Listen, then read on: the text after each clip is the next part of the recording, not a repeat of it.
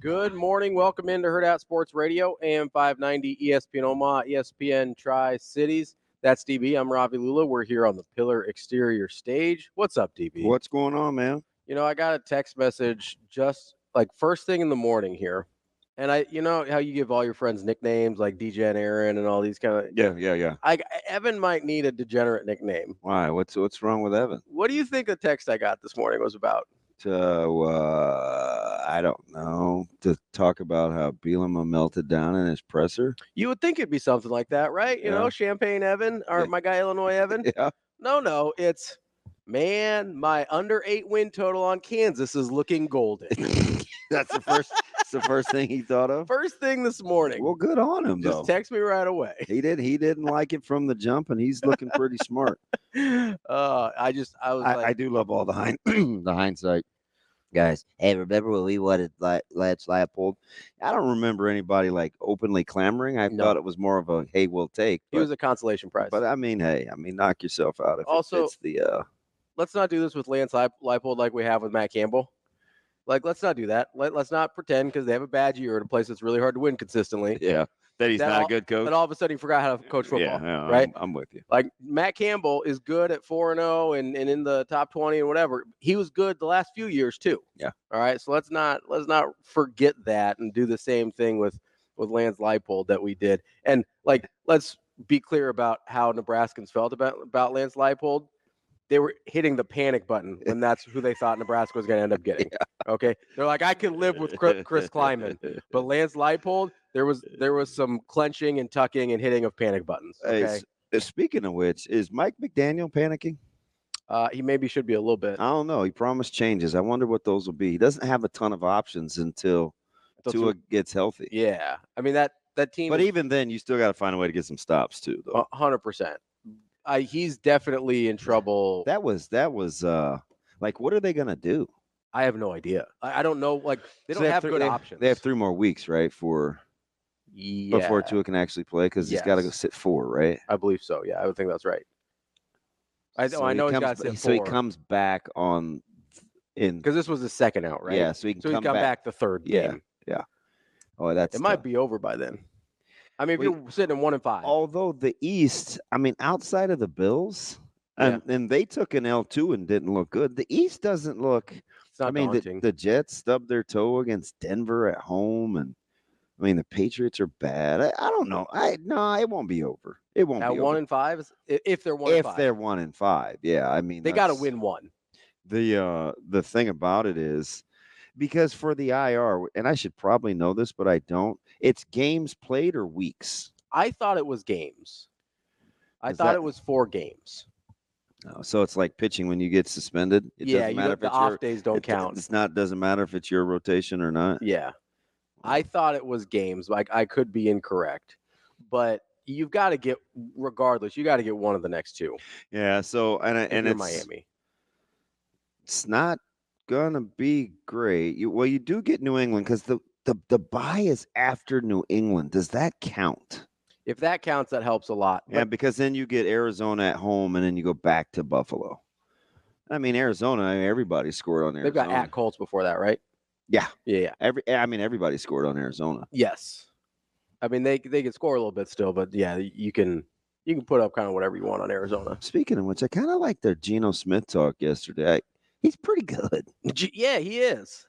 He doesn't come up in anybody's no one's quarterback talks. Like he makes some incredible plays. He's also, I mean, he kind of gets lumped into this nice story category. Like when Alex Smith came back from the busted up leg. Yeah. No one expected him to actually be good at football. They're just like, oh my God, it's incredible that he's ever playing again.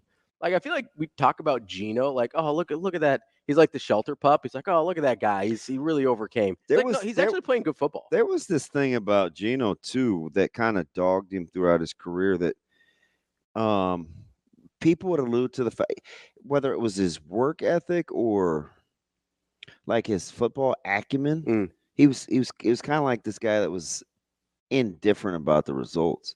But I don't know. That's a fun team to watch for a team that couldn't get any stops. But I have a hard time believing a guy that's kind of gone the path that he's gone could be indifferent about the results. Like Yeah. it'd be hard to come out the other end if you didn't care. I mean, he's got an 86.9 career rating.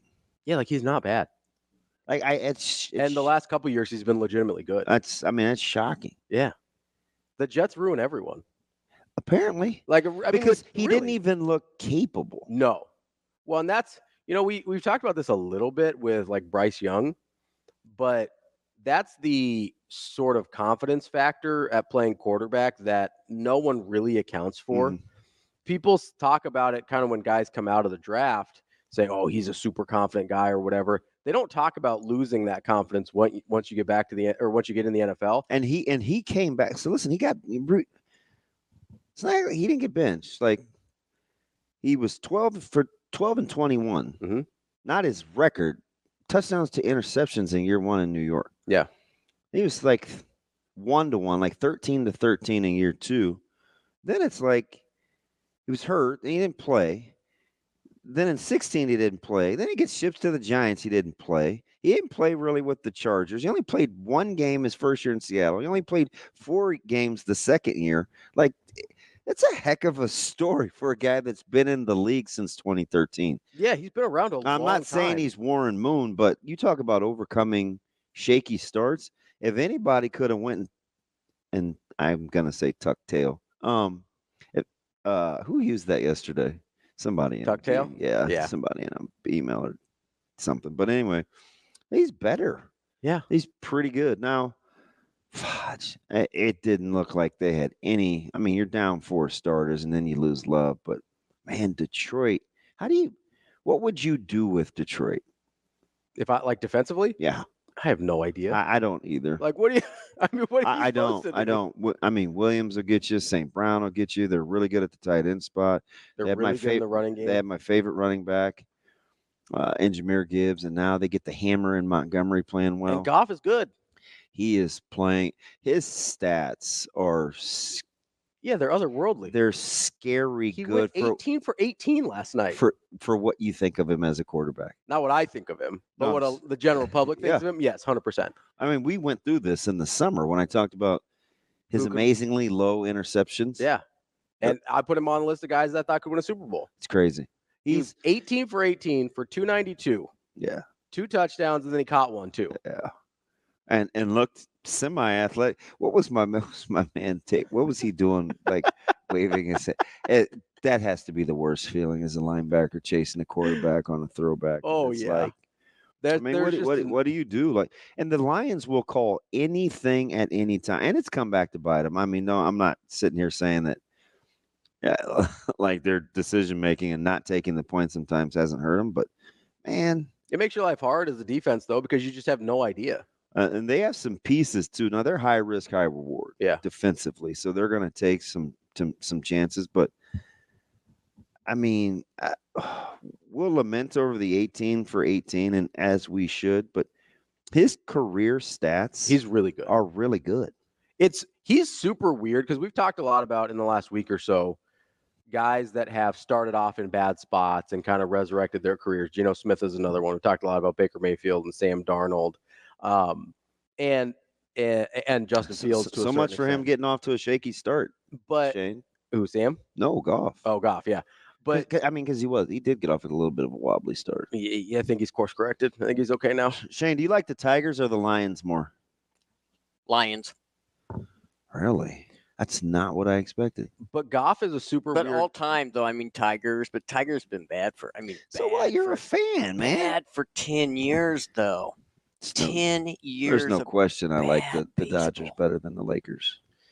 Well, and I like the Steelers better than the Pens. You don't even like half the players that play for the Lakers most of the time. So got into this in Purdue with a couple of old heads about guys changing teams and how I'm just out. And he looked at me like I was 70 years old. And so I had to ask him. I was like, hey, blank, how old are you?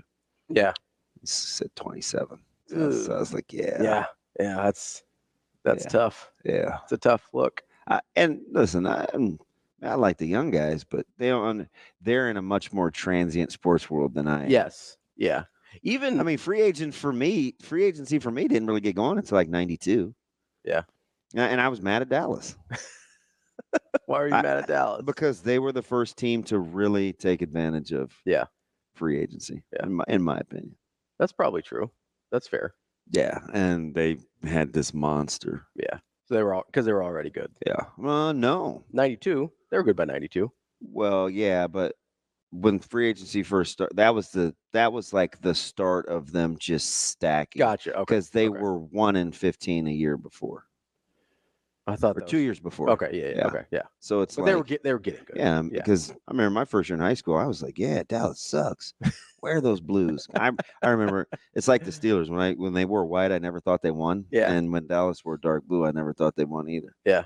So I was like, "Yeah, they're in the blue, man. I got a chance." Well, back in that time, like if one of your guys on your team would have left, you would have been like, well, okay, did he retire? And, Yeah. but now it's like, what team did he go to? And I can't remember. Oh, it was we're talking about Ohtani. Oh, yeah. Yeah. You're a big Ohtani guy. Not anti, just don't openly root. But I will be this week as the Steelers and Cowboys rekindle old flames. I mean, he is, he's the best player on your team. Like, you kind of got to root for Ohtani I'm with a little you. bit. I'm with you. I mean, I don't wish ill will. Well, sure. That'd be mean. It's even hard for me, and he's been a Dodger for a while now. It's even hard for me to like rally behind Betts, and he's sick. Betts is great. We love Mookie Betts here. It's a Mookie Betts show. Yeah. We love Mookie Betts. Yeah. Our sweet prince. I couldn't believe watching those games yesterday. I was getting ready to pull up the West Side. I was trying to get them all. The second game was such a joke. It was. Did you see the pitches the Mets were swinging at? Yeah. Like, what are we doing? They couldn't get on the plane fast enough. Did you see some of the? I mean, couldn't get on them. It's just weird, and I hate that for the sport, right? I hate it for the Diamondbacks fans. Yeah, because that game mattered. But I get, what people are going. Well, you had 162 to not be in that position. And it's like, okay. Yeah, I get it. But you still want to be playing meaningful. Like even the NFL has tried. The NBA seriously penalizes tanking. Like, you may be a 2% on the old ping pong ball deal. But even the NFL like tries to schedule conference games now late in the season to avoid that. Yeah. But I don't know, man. And hopefully that situation won't present itself very often. I mean, it's an outlier where like that was some grade A trash. You split and both teams make it. That's a super bizarre situation to be in. Yeah. But that game, and I was enthralled by it because I was like, is this really happening right now? Like, are the Mets just swinging at everything? Because that rando pitcher, Holmes, who's not very good. He's fine. Mm-hmm. He's not great. Is just cruising through 4 innings until he can't throw strikes anymore. He's got 7 strikeouts in 4 innings, and this guy's not any good. I mean, it's like, okay, Met, I thought there was a point, I think, through 4 where he hadn't given up a hit yet. And I was like, are they going to let this guy throw a no-hitter just because they want to swing at everything? Yeah. It was bizarre. I was sort of enthralled by it. And I just don't like seeing baseball. No. The gamesmanship. But, I mean, I get it. And it felt like a spring training game. Enjoy your trip to San Diego and see what happens. It was weird. I'm just glad that the Braves didn't have to throw Sale because he was really the only starting pitcher they had that was going to be on a full day's rest. Do you buy the injury? No. Yeah. I mean, he's got back spasms. No. I was thinking about something real quick. Going back to because I kind of remember now because when I was a freshman at Northwest. It's the first year that high school's got freshmen, so it was 89. Back in the day, it was 89, which was when Dallas was 1-15. Yeah, super trash. Do you know what they were in 90? Their record? Not off the top of my head. 7-9. Do you know who their coach was, right? By 90, it was Jimmy, right? Yeah. Yeah. Do you know that he was coach of the year with a 7-9 record? I mean, after going 1-15, isn't that something? I kind of get it. Like, can you imagine now, though? And then they went on because I think they were 11-5 the next year or whatever. But can you imagine? It felt like we had a little bit of. I felt like I said if Nebraska won 7 games last year, that Coach Rule should be coach of the year. And people laughed at me, right? I mean, now I'm not gonna there's certainly no back patting. They should have won 7. Yeah. But I felt like when the season started, I'm like, you guys, I'm watching this. There's no way. Yeah. They're Not good. not very good. Yeah. So I felt like 7 was the A number. miracle. Would have been a miracle. Yeah. I mean, there's no Lance Leipold or anything. Certainly no Matt Campbell. No. They're out here balling, though. Don't look now. Matt Campbell can still coach. Yeah. That whole thing.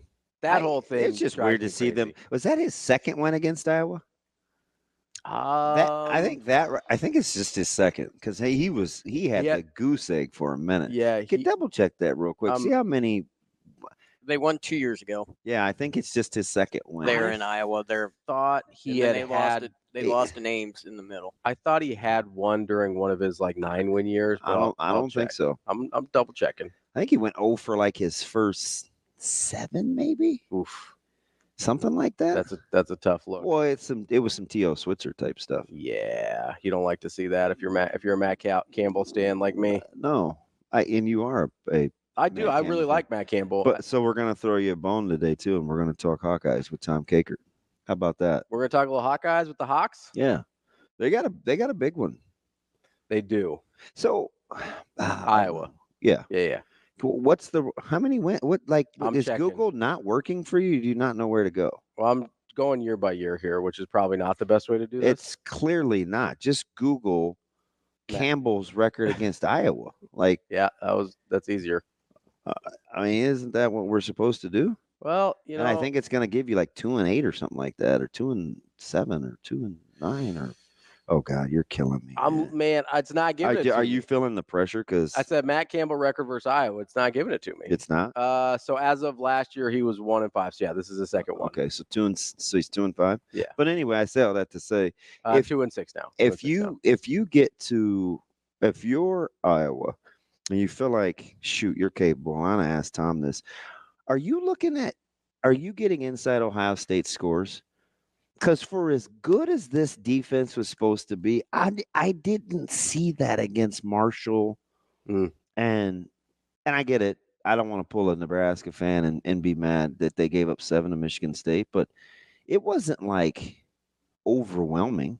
Yeah, I don't think Ohio State's been overwhelming in general this year. I mean, they got off. What was it, Kent State? No, they're killing people, right? Yes. So I just full disclosure. That to me is sort of the overwhelmingness of their talent kind of catches up by the end of the game. There's a depth of talent issue there, but they're not really coming out of the gates and just blowing the doors off people, which if you're Iowa, that could give you a little bit of hope that because that's the kind of game Iowa wants to play, right? Yeah. They just want to hang around and see if they're close when everybody gets into deep waters, right? And why do we know why Tyleik Williams isn't playing? But he's not. So he has. I think. I don't want to say this and be leading folks. I don't think he's played the last 2 games because I'm a nerd. Yeah. So You're checking. I'm checking. Yeah. Right. And he's not been on the report list. Yeah. I don't think he has. I don't think he's played. I wonder what's going on. And I don't think anybody's talked about it. Not in depth, at least. Yeah, well, that'll be interesting. Are you interested? What's the line? Do you know? Do we know? I can look real quick. I'm sure it's out. Yeah, they come out Sunday night usually. Yeah, haven't you heard that Nebraska's a 7.5-point favorite? Well, it started 6.5. It's creeping up there now, so they must. The Vegas must like Nebraska. Ohio State's minus 20.5. 20.5? Yeah. Huh. Okay. Well, they must not have a lot of faith in that Iowa defense. Okay. How about A&M being favored over Missouri? Yeah, I don't. Yeah. Still, No, that's not. I mixed those two, and I get it. It's in Columbus, but that seems like a lot. For Ohio State, man. I don't know. I haven't felt. I mean, Ohio State's obviously really talented, really good. I haven't felt that. I haven't felt the way I kind of thought we should have about Ohio State at this point in the season. I mean, You look at Alabama, you look at Texas, they've had kind of these signature moments. Now, I know Ohio State hasn't really had opportunity in the same way. And it could be this. But I don't. I think you're right though. I'm not really sure who I think is like good. Yeah, but you've seen people have really good moments, right? But I also think there's something to just winning and moving on. I think that's the mindset of a lot of these teams, Especially as the season gets longer and longer, right? right? I mean, Yeah. I don't know. The couple of teams we thought were into style points struggled. That was Miami and Ole Miss. Yeah. And Penn State. Yeah. Penn State was dropping a hammer on folks. Mhm. So I don't know. Winning. We're back to winning is hard. Well, and I'm trying to guard myself against making the same mistake that people did with Michigan last year, right? Of, hey, it's not pretty enough, it's not this, it's not that, it's not whatever. I think part of the problem with Ohio State is stylistically, it lends itself to being prettier than Michigan style did. Yeah. So Michigan, you could kind of explain it to a certain extent of, hey, stylistically, that's just who they are. Mhm. That's not really who Ohio State is stylistically. I still think they're going to have to run the ball. Yeah. Yeah. How much you gonna let Will Howard take on some of that? No, not so well. Yeah, it's a little bit of that, but I just think they have a heck of a backfield. Yeah. No, I mean, you're not wrong. I do wonder. I feel like at least early in the season, Iowa's been a little more susceptible to big passing plays than they have been in years past. I wonder how tempting that's going to be for Ohio State to try and take advantage of. And maybe if I was able to hold up to an early onslaught, maybe that gives them a little bit of advantage because Ohio State's not establishing a run game. Do you know, and I get it, opponent specific, but they're handling their business. Do you know what Henderson and Judkins are rushing for respectively? Per carry? Yes. I would guess both are north of 6. How about north of 8? That's pretty high. 8, 9, and 8-3 That's- for Henderson and Judkins. And that's- Judkins is leading them in rushing. That's pretty good. Yeah. You'll take that, I think. Hand them the ball. I think most people would be fans of 8 yards per carry. That's DBM Ravi. We'll be back with more Hurrdat Sports Radio coming up next. Welcome back to Hurrdat Sports Radio, AM 590, ESPN Omaha, ESPN Tri-Cities. That's DB. I'm Ravi Lulla here at Hurrdat Sports Bar and Grill. Coming up at 7:45, we're going to talk to Tom Kakert. He covers Iowa for HawkeyeReport.com. At 9, we will catch up with Mike J. Schaefer from Husker 24/7. And at 9:45, we'll talk to Scott Eklund. He covers Washington for 24/7 Sports, dogman.com. Before we get into too much else, did kind of want to acknowledge a couple of deaths in the sports world yesterday. Obviously, Dikembe Mutombo, right while we were getting off the air yesterday, passed away at 58 from brain cancer. And then later in the day, mid-afternoon, I think, we found out that Pete Rose passed away at 83, Major League Baseball's all-time hits leader. I don't know if this is weird or not, more of a Dikembe Mutombo fan than I am a Pete Rose guy, probably just era specific. Pete Rose is so complicated. That's also accurate. It's not, Dikembe's not real complicated. There's not a lot of not a lot of controversy or people with bad things to say about Dikembe. Pete Rose is pretty complicated. I think, and Fudge, I'd be remiss to not talk about Dr. Claire either, the Claire family who lost Dan and Tim lost their dad yesterday or day before yesterday maybe, and was our team physician at the university for, man, it had to be, I think he started in the 70s. Oof. Yeah, they come in threes. It was not a great last 30 hours. Yeah, no, it's not a great last 30 hours. Obviously it was kind of came one after the other, especially yesterday with the news of the two national. But obviously the Dr. Claire one kind of hits much closer to home. I know, certainly for sure. you at least. It's just it was a weird day.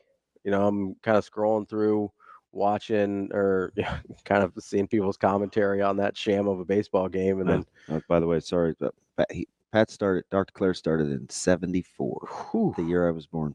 And then he finished, I think, in I'm gonna say he had Bo. I'm gonna say 15, maybe. So a full like 40 years. Yeah, 74 That's unbelievable. to 15, 14 or 15. Yeah, that's unbelievable. Yeah, he was incredible. He was incredible. It was good. Yeah. Yeah. Well, obviously, condolences out to his family. Probably don't have anybody's family from Dikembe, Mutombo, or Pete Rose listening, but if we do, condolences out to them as well. And Tim and David, his sons, like that's. I think David's working with Nebraska now. Yeah. And well, Tim's on the Board of Regents. Yeah. Yeah. So I mean, back to Rose. I don't even. It's weird. I mean, somebody passes away, and that's a dad, an ex-husband, a husband, an uncle, a brother, a good friend to some, and it's such a complex story, right? He's been in Omaha a couple of different times. Had a chance to meet him. Obviously, Shane pulled the line clip from the Schick and Nick show. And just an interesting character. But one thing you can't, like, there is no denying he loved baseball. Oh, yeah. And I think I saw Mike Greenberg tweet out yesterday that, and this sort of resonated with me in a way that most things with Pete Rose don't, just because I didn't, grow up watching him or anything. But it was, people were enamored by Pete Rose because he played the game the way we thought we would if we were good enough to be in his position. Yeah. And I appreciated that, because I think that, because he does kind of connect with certain people on a level that doesn't, the people that really love Pete Rose, like really love Pete Rose, right? Yeah. You hear the line all the time, like, oh, he's probably your dad's favorite player or whatever, right? And so I there was sort of people were sort of enamored with him in a way that didn't always make sense to me. It's like, yeah, he's the all-time hits leader, but like, what else? And I think it's that part that Greenberg was talking about. Like, we feel like if we had gotten the chance to play the game at that level, we would have played like Pete Rose. And I think that resonates with people in a way that, because most guys that play that hard usually aren't your superstars, right? They're usually not the guys that have that level of talent. And so when we see that, I think we appreciate it in a totally different way. I think that's what you got a lot with a lot of people at Pete Rose. You know how to hold a bat? You hold a bat by its wings. That's a good line. He didn't get it. Everybody's a little nervous. Oh yeah, that was Nick. A little nervous. That was Nick in the background. Yeah, it just it's an interesting phenomenon, because when you talk about the impact on the game, there are certain aspects that are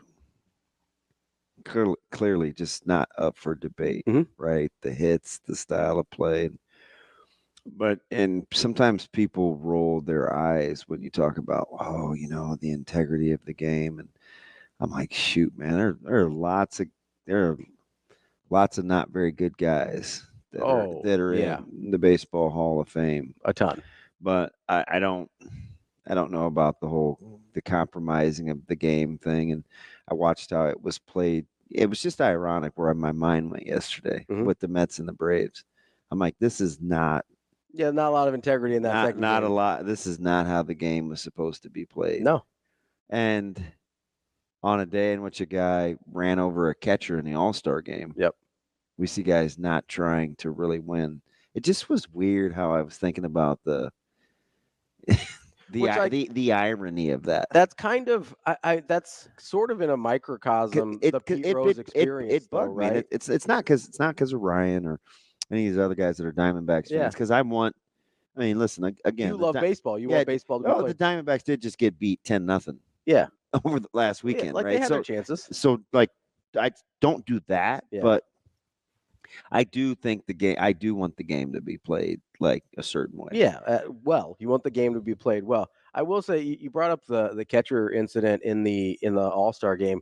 That's sort of like, in a moment, kind of encapsulates the complication of Pete Rose, right? Because you love how hard he played, but he also ruined a guy's career in an exhibition. Yeah. Right? Like, that sucks. Like, you've got this thing that you sort of admire about a dude of, man, he plays so hard and he always cares and whatever. Also ruined a guy's career for an exhibition run. Yeah. Like, that kind of, in a nutshell, is the Pete Rose experience. And yeah, and then obviously you got the off-field issues and stuff as well. But the thing that I went to, the irony of yesterday, Go ahead. was how entangled gambling has become in professional sports. I know. That's the just part. a lot of mixed emotions. Yeah, that's the part that I kind of go, like, it feels a little like if we're gonna be in bed with, all with Underdog or DraftKings or FanDuel or our guys at Warhorse, which we love, like, it kind of feels a little icky to keep Pete Rose out. It's like we're okay with it now. And the funny thing about that's not really that funny is part of the reason I think that he's not in is because he never, he would say things like that. Mm-hmm. And he just didn't come across as a guy that. If he had been repentant, he probably has a shot. Which. It's because what do you always say? We want our pound of flesh. We want our pound of flesh. I kind of just struggle with that. Yeah. But I do. You want quick Pete Rose trivia? Yeah, let's do it. More Gold Gloves or batting titles for Pete Rose? Ooh, this feels like a trick question. I'm going to say Gold Gloves. That is incorrect. It would be batting titles. Okay. I'm not going to give you the number until I tell you now because I'll give you one more. More valuable player awards or Gold Gloves? Ooh, I would guess Gold Gloves. Gold Gloves, but only by one. Okay. How about this? How about World? Because we never talk about the fact he won 3 World Series. Yeah. Let's talk about the other things. Yeah. So he was an X amount time world champion. Was it less than or greater than the batting titles? I think greater than. It is a tie. That is a trick question. 3 World Series titles, 3 batting titles, 1 National League most valuable player, and 2 Gold Gloves. I knew the batting titles were way lower than you would think. You would think, right? For the all-time hit king. Yeah. So I knew it was lower than that. I thought you were maybe. And wasn't he a 17-time All-Star? Yes, he was. He was a 17-time All-Star. That number was by far and away the biggest, so I couldn't use that. Yeah, I do, and I knew that one off the top of my head. Coming up next, we're going to talk to Tom Kakert about Iowa here on Hurrdat Sports Radio.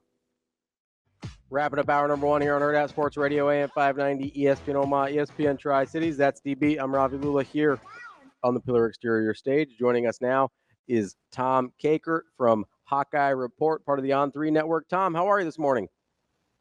Doing well. How are you guys? We are good. I hear there was a big one between the aforementioned and going up to Columbus, man. Are you getting that vibe early in the week? Yeah, this is a big game for Iowa. Kind of a potential statement game. Yeah. For Iowa, I think, because the schedule this year is just some of the heavyweights just aren't on there this year. So this is an opportunity for Iowa to go into Columbus and make a statement about this team. And it's interesting too. I was talking to somebody who covers Ohio State last night, and it feels kind of a little bit like a trappy game for Ohio State too. They've got that huge game that everybody's talked about, since the spring with Oregon next week out in Eugene. So Iowa maybe has a chance to kind of catch them looking ahead here as well. So when I use the word feel, specifically, do you get the sense that the fan base, is this a game where you're looking at, you're like, okay, we're here in Iowa City, we think this is a game we can win, or is this one where there's the hope we don't get blown out? There's been games like this for Iowa. Yep. It seems like offensively, though, you maybe are better equipped than you ever have before to be competitive in this one, if not find a way to win it.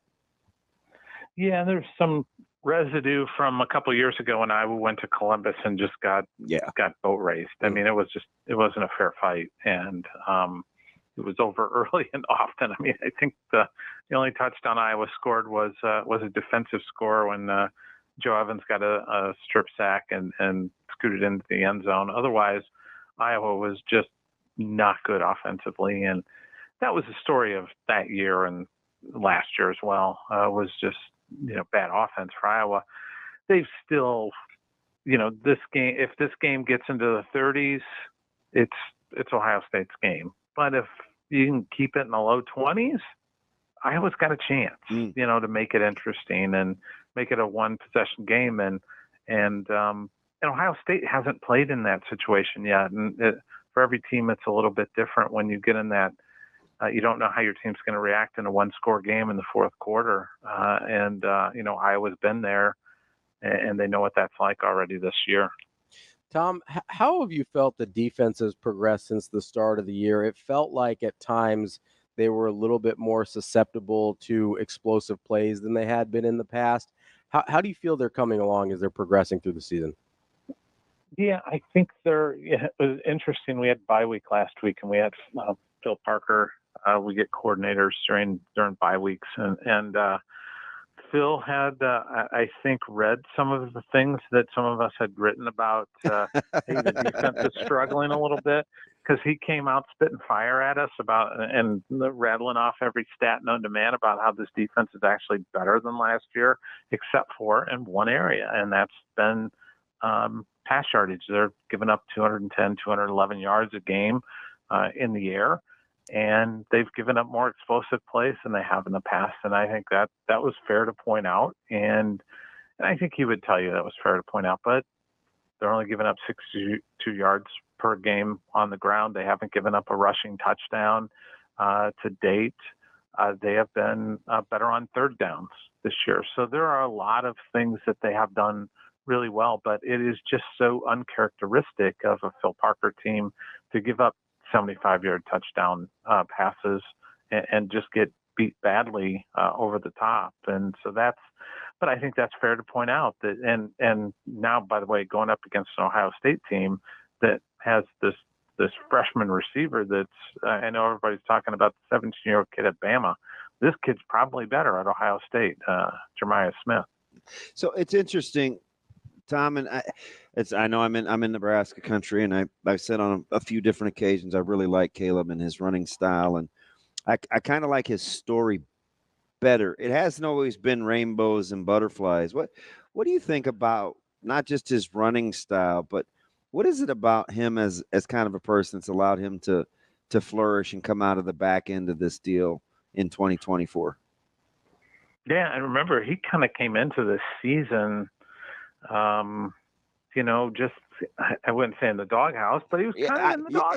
He got that's how it the first seemed. Half of the first game.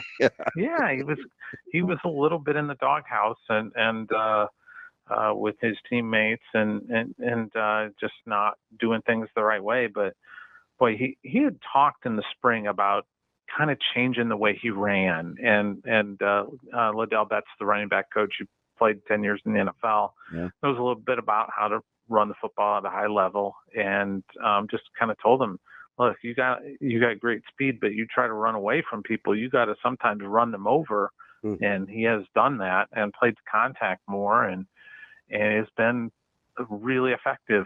And I think also this new blocking scheme that I was running, it's more mid zone than the outside zone or the inside zone that I was running in the past, and it's been really effective. And the other thing that's really been key, guys, is the guys up front have been healthy. Last year they were just beat the heck, basically from the midpoint of the season on, and everything was a slog for them to get done, and it very inconsistent, and the quarterback protection was bad. So I think that's really helped them, and I really think Caleb's just kind of grown up, and this is a big game for him because he's a Hamilton, Ohio native.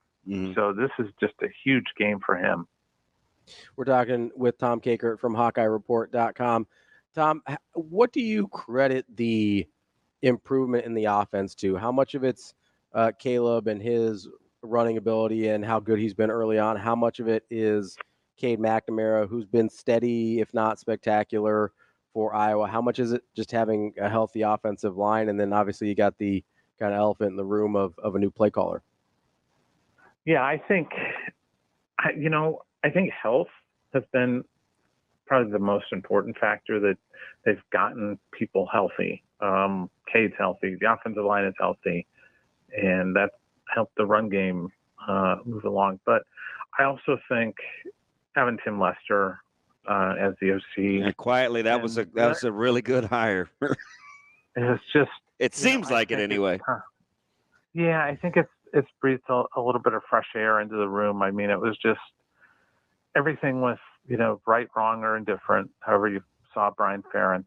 I just think there was just some negative energy around it, and it seems like everybody's more positive about things. I think they feel better about the offense, and it's showing. I mean, they're playing better football. They're putting up, 30 points a game, and gaining 250 yards a game on the ground, and the offense has, instead of being 131 in the country, I think total offense now is like 70. So they're better. So I'm seeing some growth. And the thing that Tim said in the bye week was, it feels like they're just scratching the surface. Now the next thing to come along is the pass game. He feels like they're just like 8 weeks into this because so many guys didn't participate in spring ball. So he feels like they had 4 weeks of spring ball or 4 weeks in the fall camp, and then the 4 weeks leading up to these games. So last week was big. So I'm going to be real curious what the offense looks like this week. Tom, is there, and usually I know it's an Iowa thing, having been there several times, you probably just focus on yourselves, but obviously with Tyleik Williams not playing the last couple of weeks, he has been not been on the available report, which I think has raised some eyebrows. When you look at this Ohio State team defensively, based on what the expectation levels were coming into this one, for a team that's blowing teams out, is it fair to say they've been a little underwhelming, or am I reading too much into that with the last two opponents? Boy, I watched them play on Saturday, and I think they're really good. They fly around a lot. Those safeties are incredible. That might be the best tandem in football. My God, Caleb Downs. That's the best money spent. Because I think we all know that that was a huge NIL deal. They got him away from Bama, and boy, that kid he's a difference maker. He's an eraser, and they've got great pass rushers. It sounds like Williams is going to be back this week, so that's getting him back changes who Ohio State is too. So that's going to be a problem for Iowa. They're going to have to try and figure out a way to sustain some drives, kind of shorten the game up a little bit, to give themselves a chance to pull what would be a huge upset in college football. Tom, is more important for Iowa keeping the game in the 20s, as you said earlier, or winning time of possession by more than 10 minutes? Boy, winning time of possession by more than 10 minutes would be huge for them. But I think it's just keeping this game in a range that allows them to potentially win, and that's keeping the 20s. Because I just don't think, even though I was averaging 30 a game, I just don't think you can get in a shootout with Ohio State. You're going to lose that 9 times out of 10, and I don't see Iowa putting up 55 like they did in 2017 against Ohio State. That's Tom Kakert. Tom, we appreciate the time. We'll talk to you again soon. Okay, thanks for having me on, guys. Tom Kakert from Hawkeye Report. We'll be back from Hurrdat Sports Radio coming up next. Kicking off hour number 2 here on Hurrdat Sports Radio, AM 590, ESPN Omaha, ESPN Tri-Cities. We're live on Twitter, Facebook, YouTube. And reminding you, if you're on your way to work as the driver, your job is to keep your focus straight ahead and drive. Make sure you are not distracted. Message is brought to you by the NDOT Highway Safety Office. You want a little bit of trivia? Sure. Because Coach Rule was talking about Rutgers and what a tough place that can be to win, right? So I wanted to give a little context to this. I was a little curious, so I did a little research last night. Rutgers has been playing football since 1869. Can you guess, prior to Greg Schiano, how many AP polls, how many years they have been ranked in the AP poll? How many years? Yeah, how many different separate years have they gotten an AP poll rank? Prior to Schiano? Prior to Schiano's first stint? None. 2. Okay. Prior to Schiano's first stint, how many bowl games has Rutgers played in prior to the first stint of Greg Schiano? 1. Exactly 1. Garden City Bowl 1978. That's Rutgers football. Yeah, I get it. So, like, when he talks about what a tough job that's been. And I knew you can just tell. I mean, even in the offseason, like when we first got here, and you're talking about different coaches around the country and coaches that were hired and stuff. He's a big Schiano guy. Mm-hmm. And I think it's even more so because of the commonality with the NFL and Sure. And coming back and trying to build. Like he has a really high affinity, I think, for Schiano. The 4 years prior to Schiano taking over again, 2-10, 4-8, 1-11, 1-10. Yeah. That's a tough job. You want to know the difference that one game can make? So you mentioned Rutgers is 17th in third down conversion rate at 51%. So was Nebraska before last game. That was their exact number. Yep, 51% and 17th, right? 100% Yeah. correct. Do you know where Nebraska is now? I'm gonna guess after a 1 for 8 that they are. Are they top what? Top? Give me a number. I'm gonna say they're still top 50. They are top 50. I'll give you another crack at it. Top what? 35. Top 40. Yeah. They're tied at 40 with a 45.8% third down conversion rate. That's after going 1 of 8 on third down. Yeah, one bad week. Dropped them 23 spots. Yeah, and you've only played 5 games. Yeah, 5 games. Yeah. Right. So that's we have to be careful with some of the stats. With stats. Yeah. And especially because at this point they need a little context. Somewhere between half and 40% of your games are probably against non-Power 5 schools. Yeah.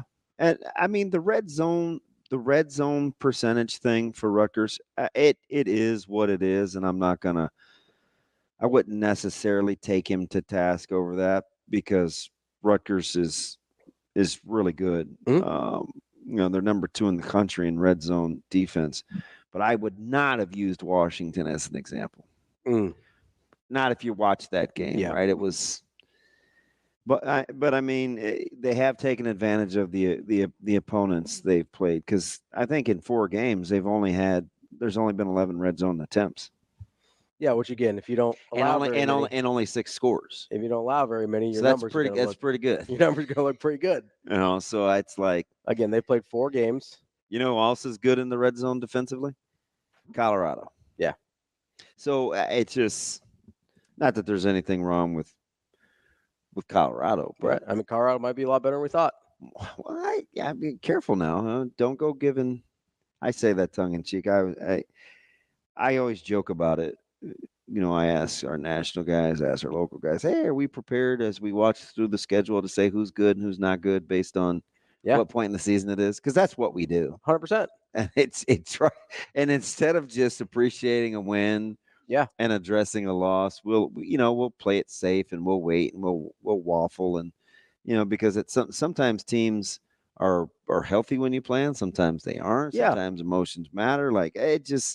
But what we always do is we wait until we get this so we can either justify or negate whatever it is we thought, right? Yeah. At the time Nebraska played Colorado.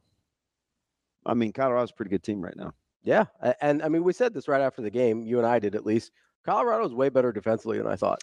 Isn't this is a better football team than they were last year? Just said that about. I was just talking to, and I like when people can appreciate that. I was just talking to Coach Samanji the weekend and yesterday about Central. That's a better team than their record. Yeah, right. Like sometimes you just know when you play a team. I mean, it's it just, and you could tell, like I liked Kyle. We were so upset with how we played offense in the second half. I'm like, you guys do realize, and maybe they don't, so I shouldn't say that, but like the way that Colorado adjusted defensively and continued to play hard, like that game was physical. Yeah, that game was really physical. And also, again, we've done this before. Which numbers in the third quarter are we mad about offensively? Oh yeah, I don't know, because the plays. I won't even revisit that. Like everything makes sense. I'm still defending that UNI wasn't a blueprint for Illinois, but it's neither here nor there either. That's kind of why I like to do. We sometimes go through this exercise before the weekend of games, and I sometimes like to go after of like what do we think we can learn this week, right? Rather than like who's good, who's bad indictments. Like what? And the only reason I started doing that is because I like for people to like have a stance and not wait till it's after the fact. So yeah, like after the season. Yeah, Right. it's Where you're like, oh, that was a bad hey, win. what do we think we can learn about this team and this team? Because that's really that's how you have to do it to prepare in real time. Yeah. Right. Like Illinois and Penn State's a really good example. Right. Oh, it's a fantastic example. Do we think Illinois is a better or worse team based on that result against Penn State? I think they're better than we thought they were. Yeah, I think they're pretty good. I think the result, even though they didn't win, the result against Penn State tells me, hey, this actually is a pretty good team. It's not just Nebraska played poorly. We were talking about Penn State stepping on people's necks, right? Yeah. I like just before that game. Yes. Right? Like Penn State was. And they were 18.5 or whatever point favorite, yeah. right? Which I thought was too high. And I get the ding dong. I get people out there, Vegas wants. No, they don't, man. Vegas lets you know what they think the outcome is going to be. Especially with the opening line. Like the movement, I agree. Yeah, that's like up to the public. Yeah. The movement can but they're giving you an indication of how they think the game's going to go. 100%. So. And they thought Penn State was going to beat Illinois by 3 touchdowns, basically. And that was a 7-point game until the very end. And I sat here and I said, I could see that being a classic letdown game. Wouldn't surprise me at all if Penn State blew their doors off. Oh, but Illinois is pretty good. Yeah. Because I think the tendency, especially when it's a common opponent for Nebraska, is to go, oh, well, Penn State must not be that good. Well, I just looked at it in terms of, man, Nebraska didn't play very well. No. And I felt like Illinois did. Yeah. I thought Illinois probably played a B+ game, and Nebraska was closer to a C- game. Yeah. Is that in the neighborhood? Roughly. And that was still it was tied after regulation. Can you tell after this week which we rather score our points in the first half or the second half? I cannot tell. Okay. I think real time, we'd probably rather score them in the first half because the absolute meltdowns that I was dealing with at halftime. Now, there were some things that were really, really bad. For sure. I mean, the special teams, the snaps, the kicking, the whole thing especially was really hard to watch. And I think it was compounded by the fact that the whistle was blowing like every 3 plays. Yep. Which when a game is just physically difficult to watch, it kind of exasperates the negative feelings you have about what's happening anyway, right? Yeah. Because it's just not a fun experience. And so you're kind of in a bad mood. You're like, oh, God, this sucks. Yeah. And that was the first thing people kept saying, whether it was. Well, they weren't wrong. No. But they were like, oh, that was a terrible half of football. I was like, it was terrible to watch. I agree. But Nebraska didn't actually play that poorly. Yeah. Right. I thought they played pretty well. They just, we got into it yesterday about why they didn't score any points in the first half. But I think if I'm judging by fan reaction, I think we'd rather score our points in the first half. Yeah. Get out to the big lead and then just cruise home. But guess what? It was the same score against Purdue as it was against Colorado. Exact same score. Yeah. Did Nebraska cover? Both times. It must make them a great team. I mean, you know what they say, good teams win, great teams cover. Hey, Nebraska's 4-1 against the spread. Oh shoot. Can they go 5-1? Was it 10.5 this week? No, 7.5. 7.5. It was 10.5 last week. It was 10.5 wackadoodle, 10.5? 10.5 last week. I had Purdue on the brain. Do you not know that this is Rutgers? Have you not been listening? I haven't. People have been telling me how good Rutgers is. Now, to be fair, this is the game that I was worried about of the first 7 was Rutgers because I thought they were the best team they were going to play. Now, I don't know that that's true now. I think Illinois is better, and I think Colorado might be better. So I think we'll know more. Saturday. Yeah. Because it's weird. I can't get the Washington. Go back and watch that game. Yeah. I don't know. I'm like, gosh, Rutgers struggles in some key areas. Now they're really good. So if I'm going to be bad in explosive pass plays and I'm going to give up chunky yardage, what I want to be able to do is keep people out of the end zone, like make them snap it again. Yeah. And I want to be able to run the football. Those 2 things they do really well. And they don't give the ball away either. Right. Because you're trying to limit possessions. If you give up explosive pass plays, you got to limit possessions so they can only have so many, right? And then you got to make sure that explosive pass play isn't a touchdown. Yeah, if they don't score on it, then you keep them you're out. okay. Yeah, that's what they do. Right? That's exactly what they do. You can give up a 60-yard pass as long as they get tackled at the 1. Yeah. Right? Again, a team had 500 yards total offense. Yeah. and didn't get their 18th point until like a minute left in the game. That's hard to do. And they didn't turn the ball over. Washington didn't turn the ball over. That's really hard to do. So, but then I'm turning around and I'm looking at the matchups this week, and Washington is favored against Michigan. Yeah, which is wild. Yeah, I don't know. That game don't stinks know to if high that's- heavens. I don't know if it's why the line. I don't love the line. That's what I mean. But I don't know about Michigan I don't either. because I watched SC against Wisconsin. I was like, maybe this is the SC because I was getting ready to apologize About SC? about it. Me saying I like SC. I was You like it more than I did. I was like, I don't know if they're. Man, I don't get it. Yeah. Sorry about that. But then I was like, oh, maybe we got to give. But I don't think Wisconsin's very good this year. I've been pretty consistent on that. I don't think they're great. They got the fluky score. I mean, we'll see. Yeah, I'm not. So that game tells me I think more about Wisconsin. I do think SC has been really good in second halves. Oh, for sure. Yeah. They've played really well in second halves. So I mean, I don't know if you're going to critique a coach. Are you critiquing the game plans to start the game, or what happens after you see the game plans and second half? Do you get the second half adjustments? Like which one is it? Right? Man, if I can keep it close, I prefer to be better in the second half. Yeah, 100%. Because that's playing in my. That's what I would like to do. I think every coach would pick that. I don't know, man. Some people are big start guys. I mean, I like getting off to a fast start, but closing strong is for me. I don't think starts matter in Nebraska one bit. Generally speaking, and it comes up almost every game. I'm like, I don't know if it's for Nebraska. They can't finish, so starting has not been the issue for Nebraska. Hasn't been the issue. No, they get out. They've gotten out pretty well, and it hasn't won them a lot of games. Yeah, well, not finishing strong has cost them most of those games, right? That's part of it, right? Yeah. But still, people panic when it doesn't look good early. That's the thing you have to work against is just people. And I wonder what it's hard. I wonder what that looks like at home because Nebraska, because everybody's got their game plan. Yeah. Right. And the other guys get paid too. Right. I mean, so how games start typically? I don't know. Yeah. No, I agree with you. If for my money, I'm taking a strong finish over a fast start 100% of the time. 100% out of 100. I do wonder if you're Rutgers and they do have the weaknesses that we talk about, how sustainable is that over the course of a season?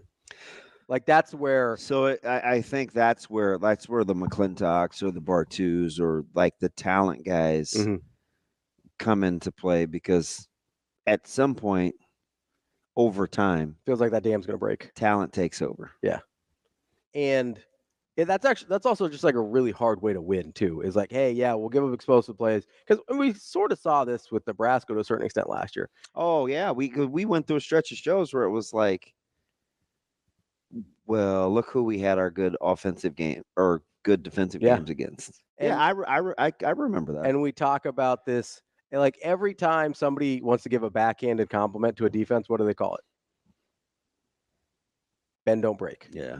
That's the most backhanded compliment you can give to a defense. Oh, they're bend don't break. It's like, yeah, they're going to let you in the red zone, but you're only getting a field goal if you get anything like that. And it's for a reason. I say that kind of tongue in cheek, but there's a reason that's sort of a backhanded compliment to a defense. It's because long term, that's really hard to be good at. You want the top 25 teams in red zone defense in the Big Ten? Yeah. Which teams in the Big Ten are in the top 25? Yeah. So Rutgers. You ready? Yeah. So Rutgers is at 2. Ohio State's at 3. Washington is tied for 8th. Southern Cal is tied at 12. Northwestern is tied at 16. And Michigan State is tied at 21. Yeah, outside the top couple, you're not really enamored with any of those teams. I don't know if there's not enough. I think probably not enough data points. Yet. That would be my guess. But some of those feel like outliers. They do. Like especially Northwestern, even Michigan State.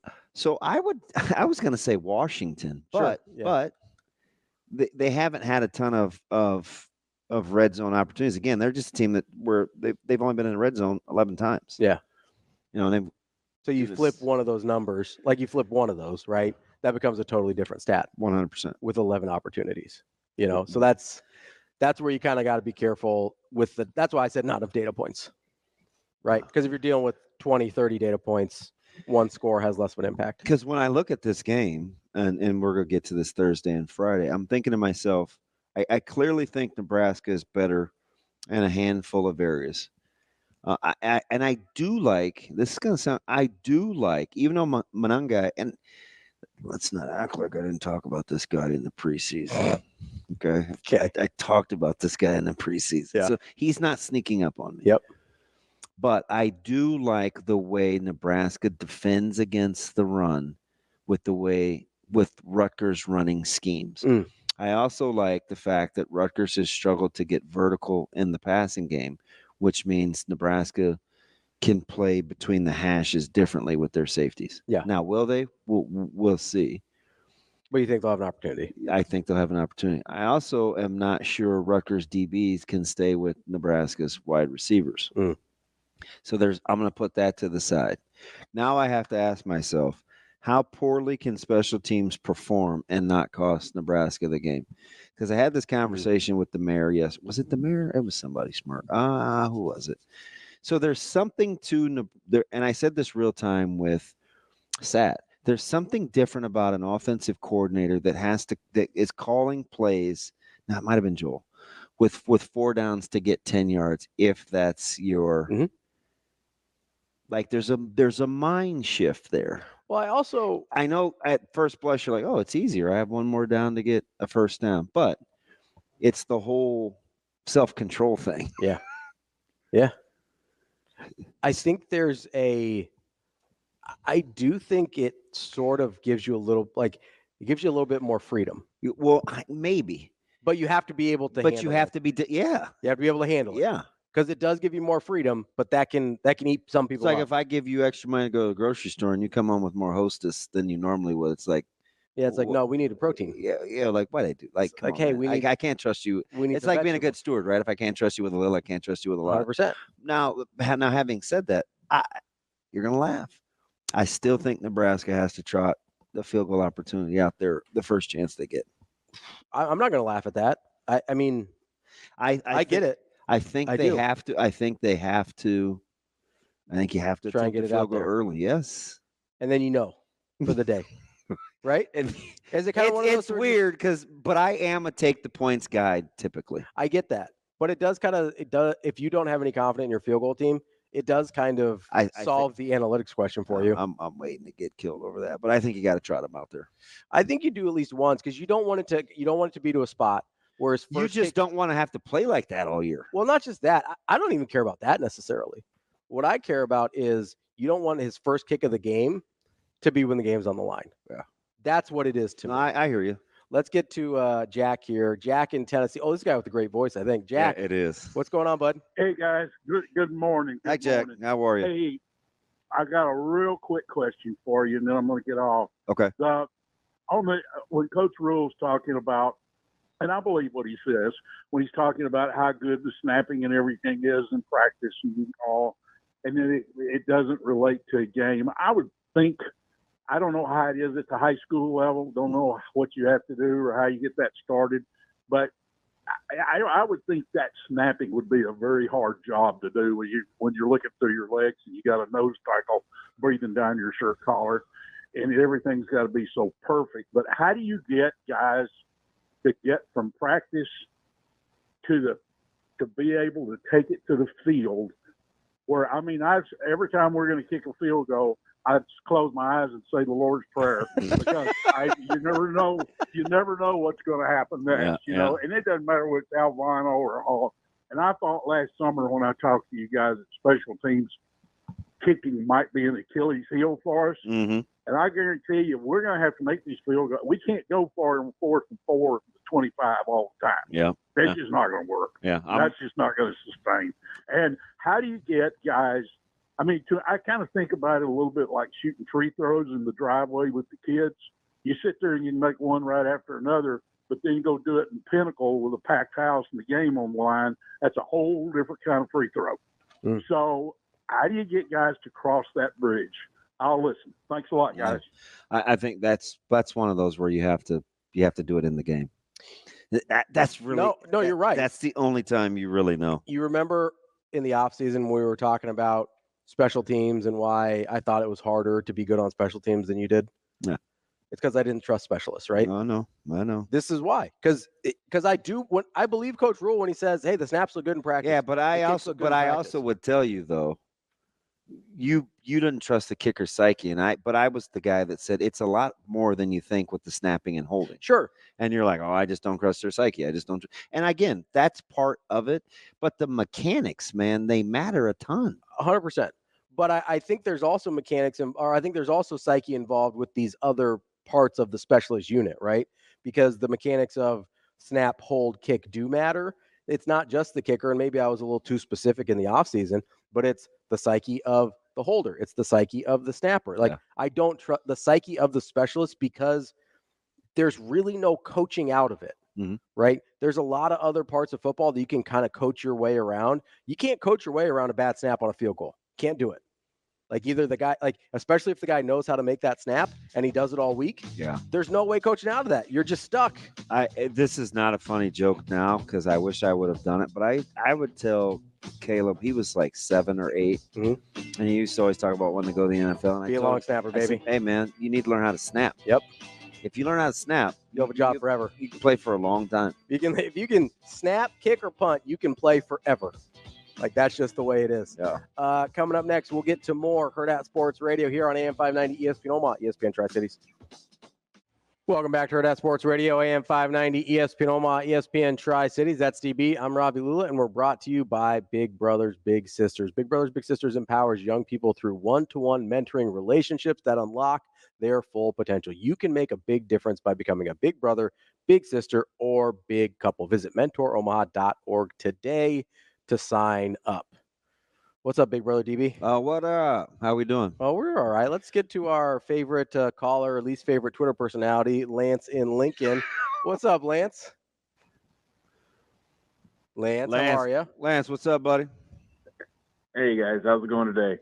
You're moving to legendary status. What's up? Hey, guys.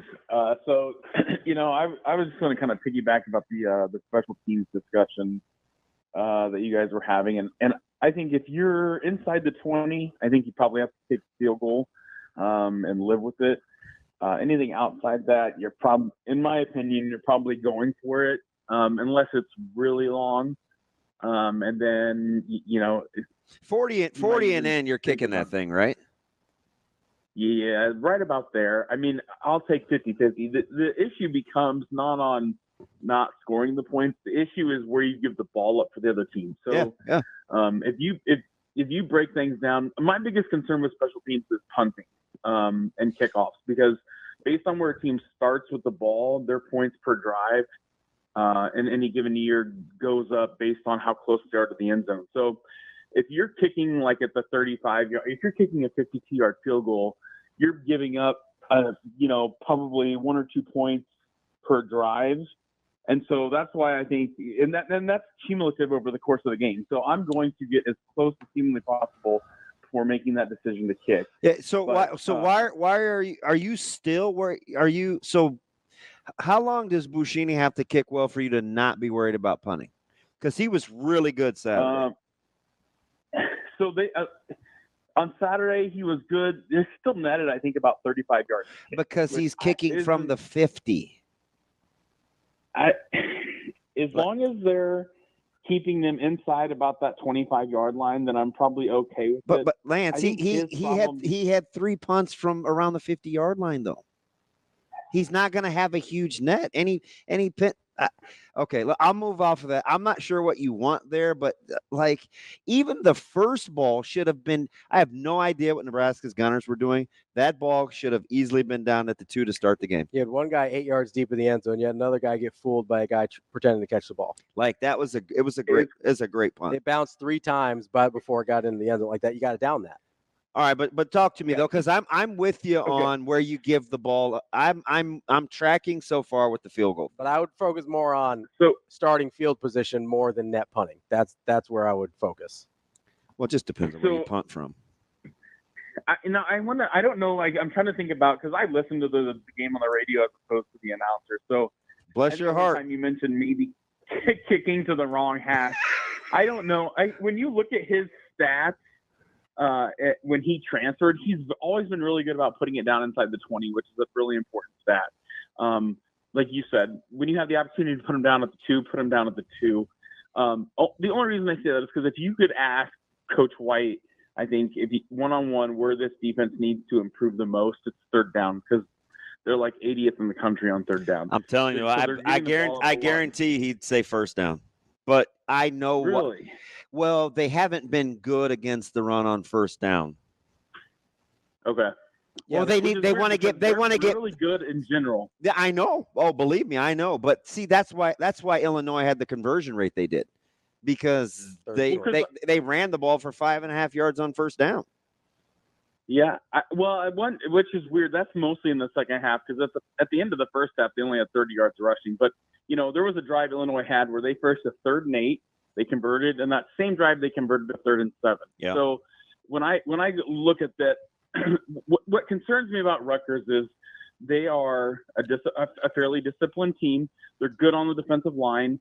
And as you get into Big Ten season, you're going to go against teams that are going to try to do what they want to do for the course of all 4 quarters. And so when you have to be able to get them as far away from the end zone as possible, because a drive starting inside the 20 where they have to go 80 yards, you're only scoring about 20% of the time. Yeah, that's and most even teams. then, if you can hold them to that field goal, great. But to me, that doesn't. With as bad as we've been on kicking, if you're not, about 40 and in, you're not even attempting to kick. But then on punts, if you can get them inside the 20 is good. But I don't want to see them kicking the ball again, like against, I want to say it was Illinois, where you're kicking at 35. Yeah. And then by the time you add on a big return, they're midfield, because that's 2 first downs, and most teams are going to be able to hit a field. So we've decided we've got to get better with kick coverage, punt and kick off. Mm-hmm. Yep. And we don't want to give up good field position on a missed field goal, so get as close as you can. That's it. All right. And, we talk scoring. If you were to ask me where I want to score, I want to score off my scripted plays, and then I want to win that last half of the middle third, where I've made adjustments to what I think they're doing, and I want to either increase my lead and really make them one-dimensional later in the game, or be able to score when it counts. Of course, everyone wants to score 100 points a game, but that's not realistic. So to me, what's realistic is, I am keeping my team in the game as long as possible, and then when the game's on the line, I want to be able to score. Hey, I know you asked real quick. I know you tweeted about Illinois and the total yards. You realize Illinois went -2 in turnovers, right? They were -2 in turnovers. Penn State only punted the ball once. I get the yardage discrepancy, but it's not near the same as Rutgers and Washington, because for all the lamenting we do about Rutgers in the red zone, 6 of 11 defensively, Washington was 1 of 5. So Rutgers wasn't good. Rutgers wasn't good in the red zone going into that game. 3 of their 4 games. It was the one game against Washington where they inexplicably left all those points out on the field. So the difference between statistical yardage and how the game plays out is vastly different in the Penn State-Illinois game versus Washington-Rutgers. That's the number one reason why you know what I mean? That's the number one reason why stats don't always matter. That's the difference. No, I get it. And, I think I look at every game as an opportunity to either prove you are what the stats say you are, or are you going to change it? Yeah. Or are you going to stop being 104th in the red zone with the Nebraska offense? Yeah. We have the opportunity this weekend to prove that. And so, I think Rutgers is going to have the opportunity to say, one guy plans more like a STI than it does a name. Is he going to be the deal when it's time? And, is he going to carry that load? I mean, because he's a guy. I mean, I don't think we have that guy that we can, just continue to just like hammer away at people. And the good news is, well, you don't get game.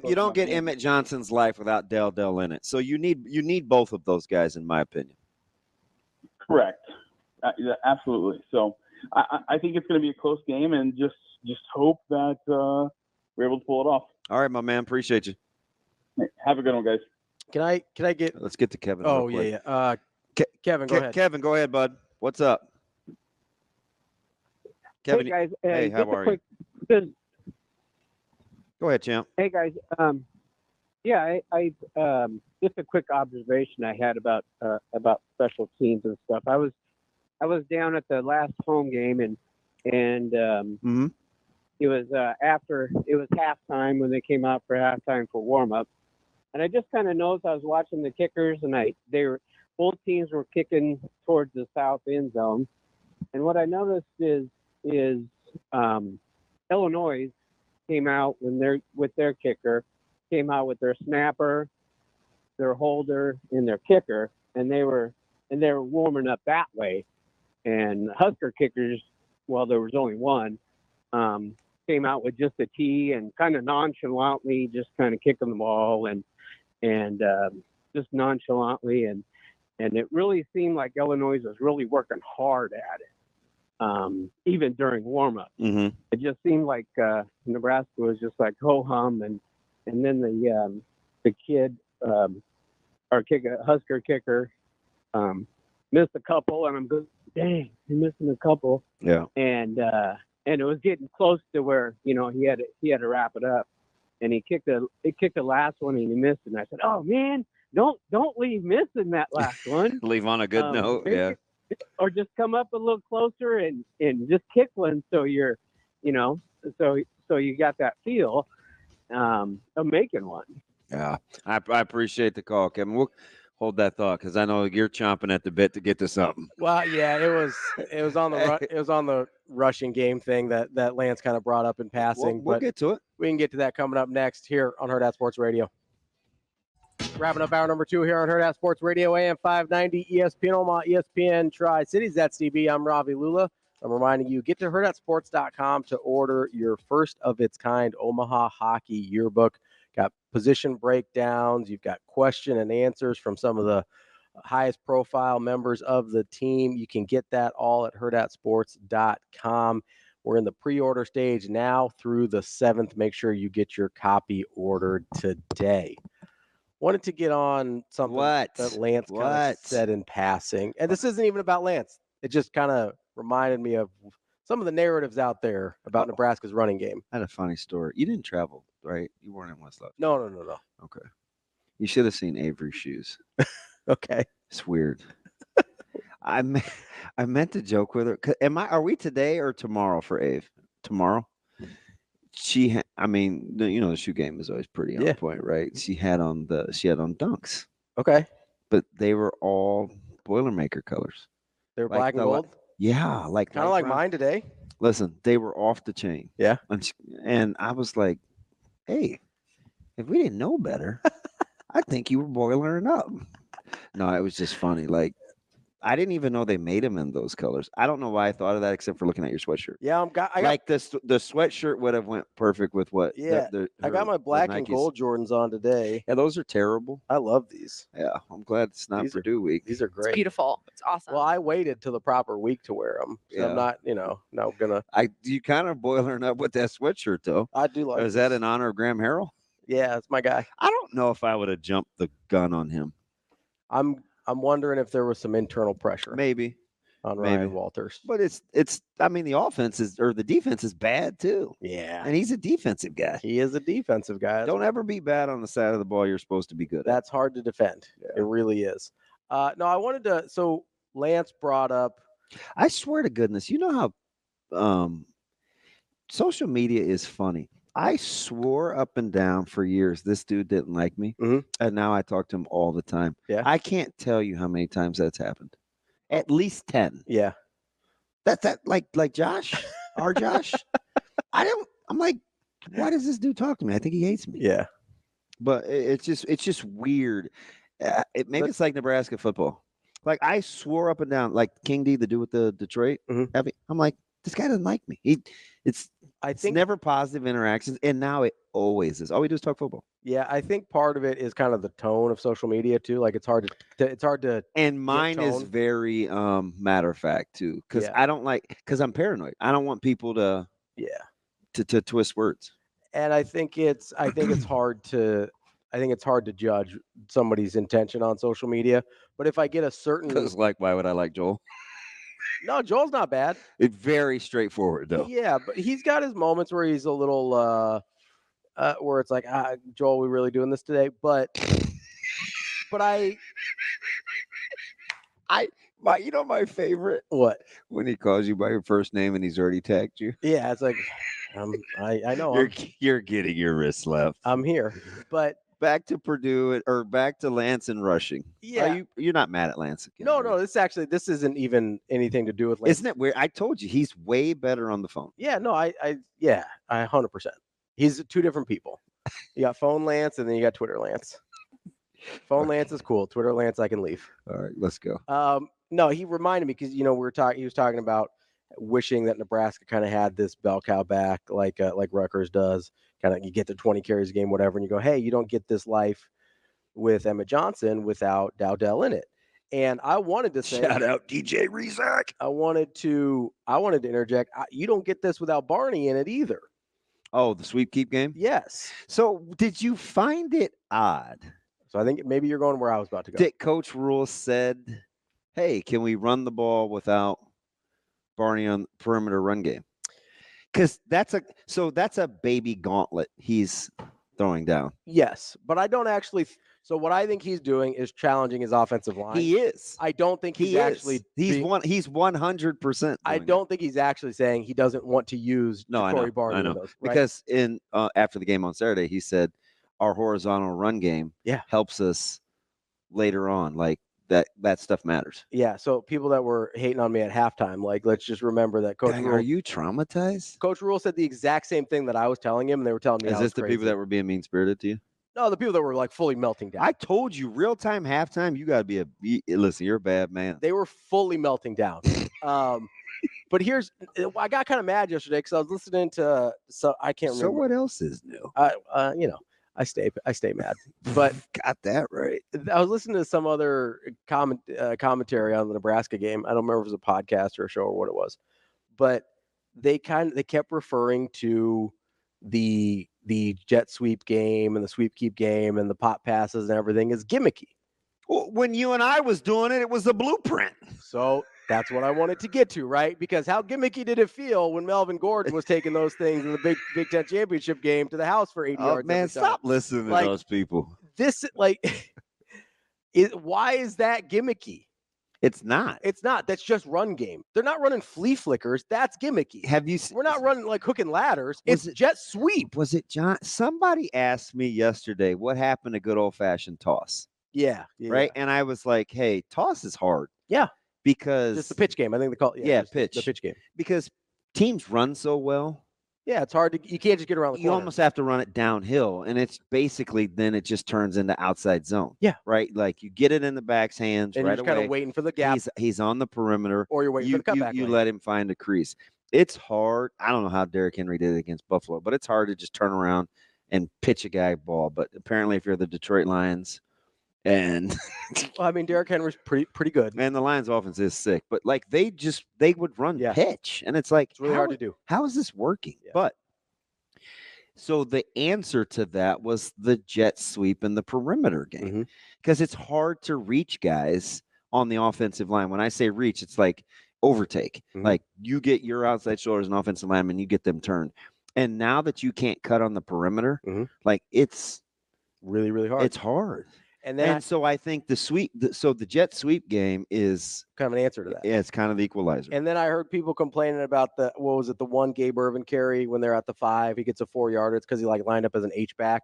And they're like, oh, can't even line up with the running backs in the right spot. I'm like, So what were they saying about the Carter Nelson play? Because if you wanted to pick at some, I would have picked at that. Yeah, I'd have picked the personnel there to be like, hey, can we just does a wide receiver need that carry? But I do wonder though, because I know I'd ask Coach Jensen or Coach Queen, we'd say up in the booth, hey, give me hey, let me know when 17 and 9 are in the game. Yeah. Or 9 and 10. You can match personnel. Yeah. So like in Nebraska's defense, if you see 10 and 29 in the game, they have tendencies. They have some tendencies there. And you're going to assume Carter Nelson's going to go out to catch the ball. So even when they broke the huddle, we were like, does Nebraska have a running back in the game? Not really.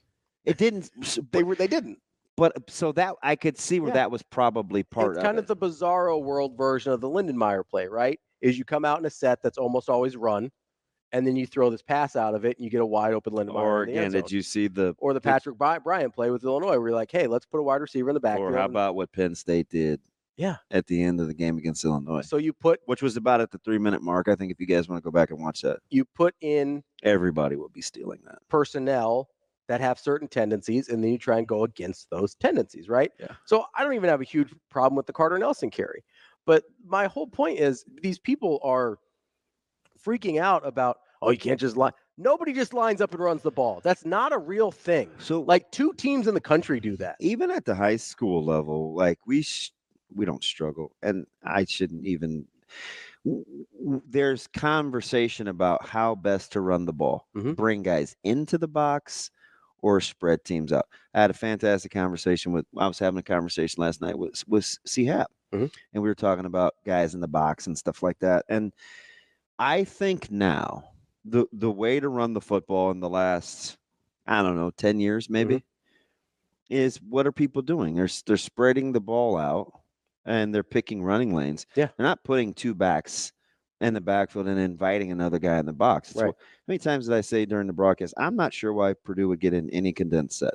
Because it's a lot easier. You can't, but the downside to spreading teams out is you have to win your one-on-ones. 100%. 100%. Because you don't have any help. If you're in 10 personnel or 11 personnel, you have to win your one-on-ones. Especially if you're getting to the outside. And if you can't win those, then people that's why Army does what they do. And we've seen this real time where Nebraska's complaining about perimeter blocking with their wide receivers. And by the way, that's kind of a fallacy. It's really only as I can see this, there's really only one player that's struggling in perimeter blocking. Yeah. So But when that player loses their one-on-one, it's very obvious because it leads to a loss. Yeah. Right? It leads to either a negative play or a 0-yard gain or whatever, right? And so you're right. If you're going to do that, you have to win your one-on-ones.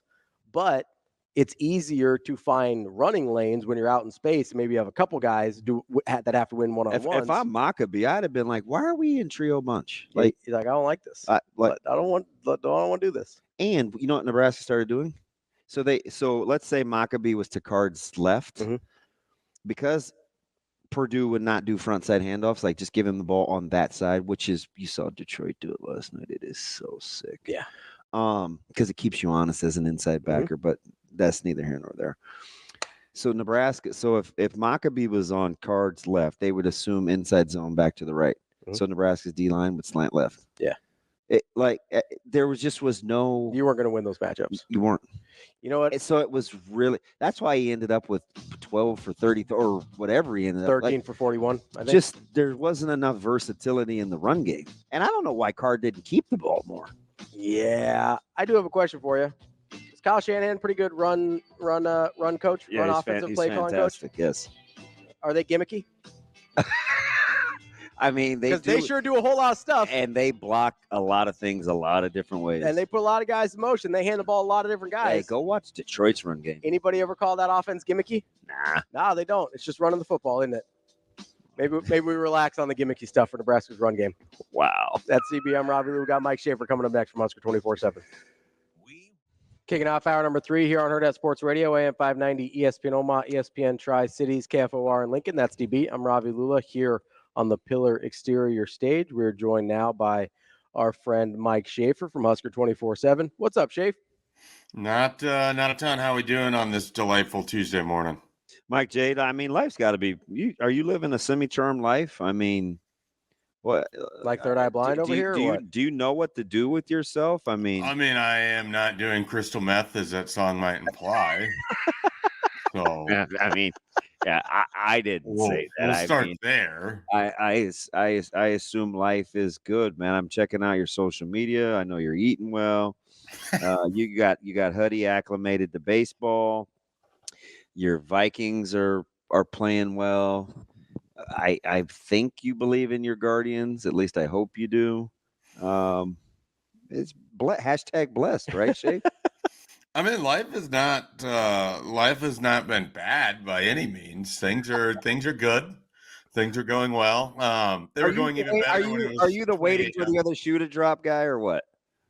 Not really. I mean, like in the general life sense, life has always been really good to me. I'm not the guy who walks around thinking that he's going to get mugged or carjacked or someone's going to break into his house or any of these bad things. I'm not that guy. Yeah. I tend to anticipate that at some point I'll be lining up for the field goal and Lucy's going to pull the ball away from me, but that's just sports life.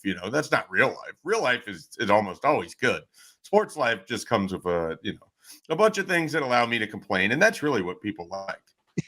They like complainers. I gotta ask the question though. I know Lucy pulls the ball away, but how was the snap? Oh wow, that was good. Laces were out, so the hold was pretty good too. There's just all sorts of Einhorn and Finkel references these last 2 weeks, but I mean, Shape, I mean, we kind of have to get cut right through it, because if special teams was at least serviceable, how good do you think this football team could be? I think that it opens up a different version of the football team. I mean, I don't know that you'll ever get Marcus Satterfield to say that he has to call plays a specific way because he doesn't know if they can get 3 points in areas of the field. He's not going to say that, but there's no way that isn't, right, on the back of his mind. And then you have days like Saturday where, okay, Nebraska's first possession in that arena, you had the 3 straight passes and, everyone's grumbling about the lack of run game following like the 31-yard reverse that you have to trick up your run game to get run game, but we're going to complain that they don't run enough. And so then the next time they run the ball 3 straight times in that area and they don't get the 10 yards. And so you get the 4th and 1 and the false start. And so you have the same result. So it's, I find myself fascinated by how we get into play call conversations all the time when it's not really just like, well, did they execute what was out there? Were there guys open that were missed? Was there lanes that didn't get, filled or run blocks that didn't occur? So we hyper focus on the end result and we don't think about what happens to create those results. So I just, all of that to say, if you reliably knew that you could get 3 points every time that you were inside the opponent's 40-yard line, or not even, let's say 80% of the time you're in the opponent's 40-yard line, I think they would be able to call things differently. I think they would be able to run things differently. I think there would be maybe a little bit more confidence in the overall operation. But before we go too far down just the field goal road, what concerns me is that there are other areas of special teams, in particular, the gunners on the outside are nowhere where they need to be when that ball is in the air for Brian Buschini right now. He cannot punt the ball. You're going back to that first punt. I'm not even talking about that, Damon. I'm going back to the Illinois game where their gunners are 15, 20 yards away from when that ball is being caught because they are just getting held up at the line of scrimmage. They're not able to get, it's sort of concerning how poor that area has been for them, given the amount of talent and guys that, you may not be a one on the depth chart, but you have the opportunity to compete and play on special teams. You got to go dominate in that area. And so we want to hyper focus on the kicking, and the kicking has been bad, and the snapping has been bad, and the holds have been bad. There's other areas of the special teams where it's like, why does this look like this? Yeah. How are you this far away from the ball? And I'm not even talking about being in the end zone, why he was there. I'm not entirely sure. I'm sure he got blocked into that area. But I'm talking about like when teams are actually able to return the punt, Nebraska's gunners have to be a lot closer to the guy catching the football if you're going to take full advantage of what Brian Buschini can do for you. I mean, he can't get enough hang time right now for how slow they're getting down the field. Your long snapper shouldn't be in this many tackles. He really should. Yeah, Shay, if I had to pick an area, it would definitely be coverage, but not just on the punt teams. I don't love kickoff is scary too. Either. Like every time it doesn't go into the end zone, I start having palpitations. Like I don't feel good about how that's going to go. Yeah, you're sucking the air through your teeth, like I don't know. Yeah. I mean That's one of the things that it's sort of shocking to me. Like, It's like, we thank can God our focus- kickers are fast. Yeah, I mean, we can focus on Well, the Bushini's kicking, show, and the too. kicking has been bad, but it's other areas of special teams where there's no discernible explanation for why they're as bad at coverage at times as they are. And if you want to be aggressive with the pop-up kicks, then the kick needs to have a lot of air on it so you can get your guys down there, or your guys have to find other, like, I don't understand it. I really don't. Like, that's one of those things where you gave up yards to Illinois that cost you in that game. Yeah, you missed kicks, but you gave up yards too. I mean, Purdue, it didn't hurt you near as bad, but guess what? It's the Big Ten. Everybody but you is good at this. Figure it out. Well, it kind of feels, I mean, to me, it feels like we're talking about some of the things that are a little bit more controllable, right? Like, there's a certain point where a kicker just has to make kicks and there's not that much you can do about it. But hey, like, can we get the snap where it needs to be? Can we get the hold down where it needs to be? And then on punt and kick coverage, that feels, at least to me, like a more controllable outcome. I agree. Than a kicker just making kicks, right? I completely agree with that. I mean, that's why, the frustration should extend just beyond the inability to get 3 points when you're on that side of the field. It's the overall unit it seems like it's gone backwards from last year, and last year wasn't particularly great. So, I mean, when we talk about seeing the special teams get fixed, it's not just watching the ball go through the uprights.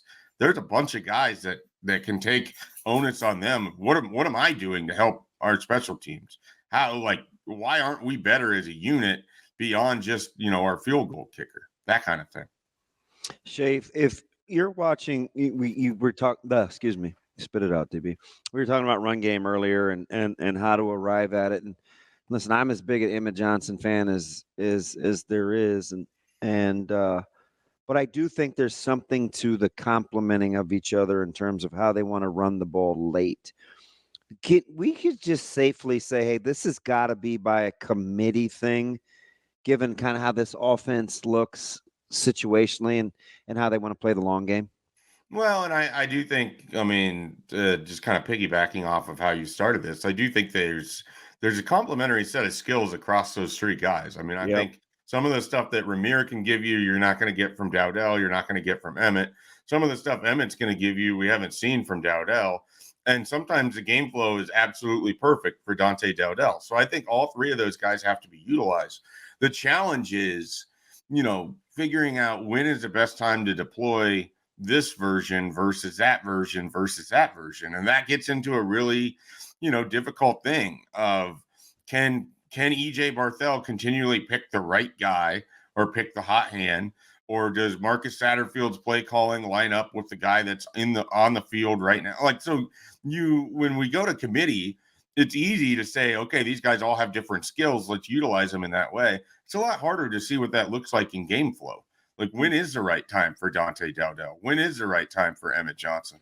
I thought Emmett Johnson was a big lift for Nebraska in the second half, and I think he has earned more opportunity, but I don't necessarily want that to mean Dante Dowdell goes on the shelf and he's not used anymore. I want them to figure out how they can work all three of these guys in where it feels seamless, but that's a lot more challenging to do than it is to say. So I think they can do it, Schaefer, as long as the guys can diversify a little bit of what they do. Because I don't think Nebraska's good enough yet up front to say, this guy's in the game. This is the tendency. Stop it.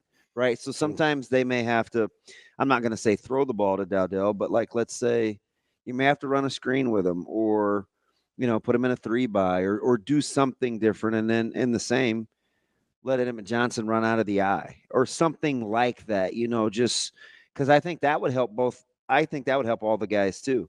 Yeah, I agree with all of that. And at the same time, they're going to have to continue to kind of dress up their running game. You're going to have to send guys in motion. You're going to have to fake opportunities to the Ja'Cory Barneys and the Jalen Lloyds and the Carter Nelsons and whomever is coming through on those motions. Like, you're going to have to be creative because you're just not able.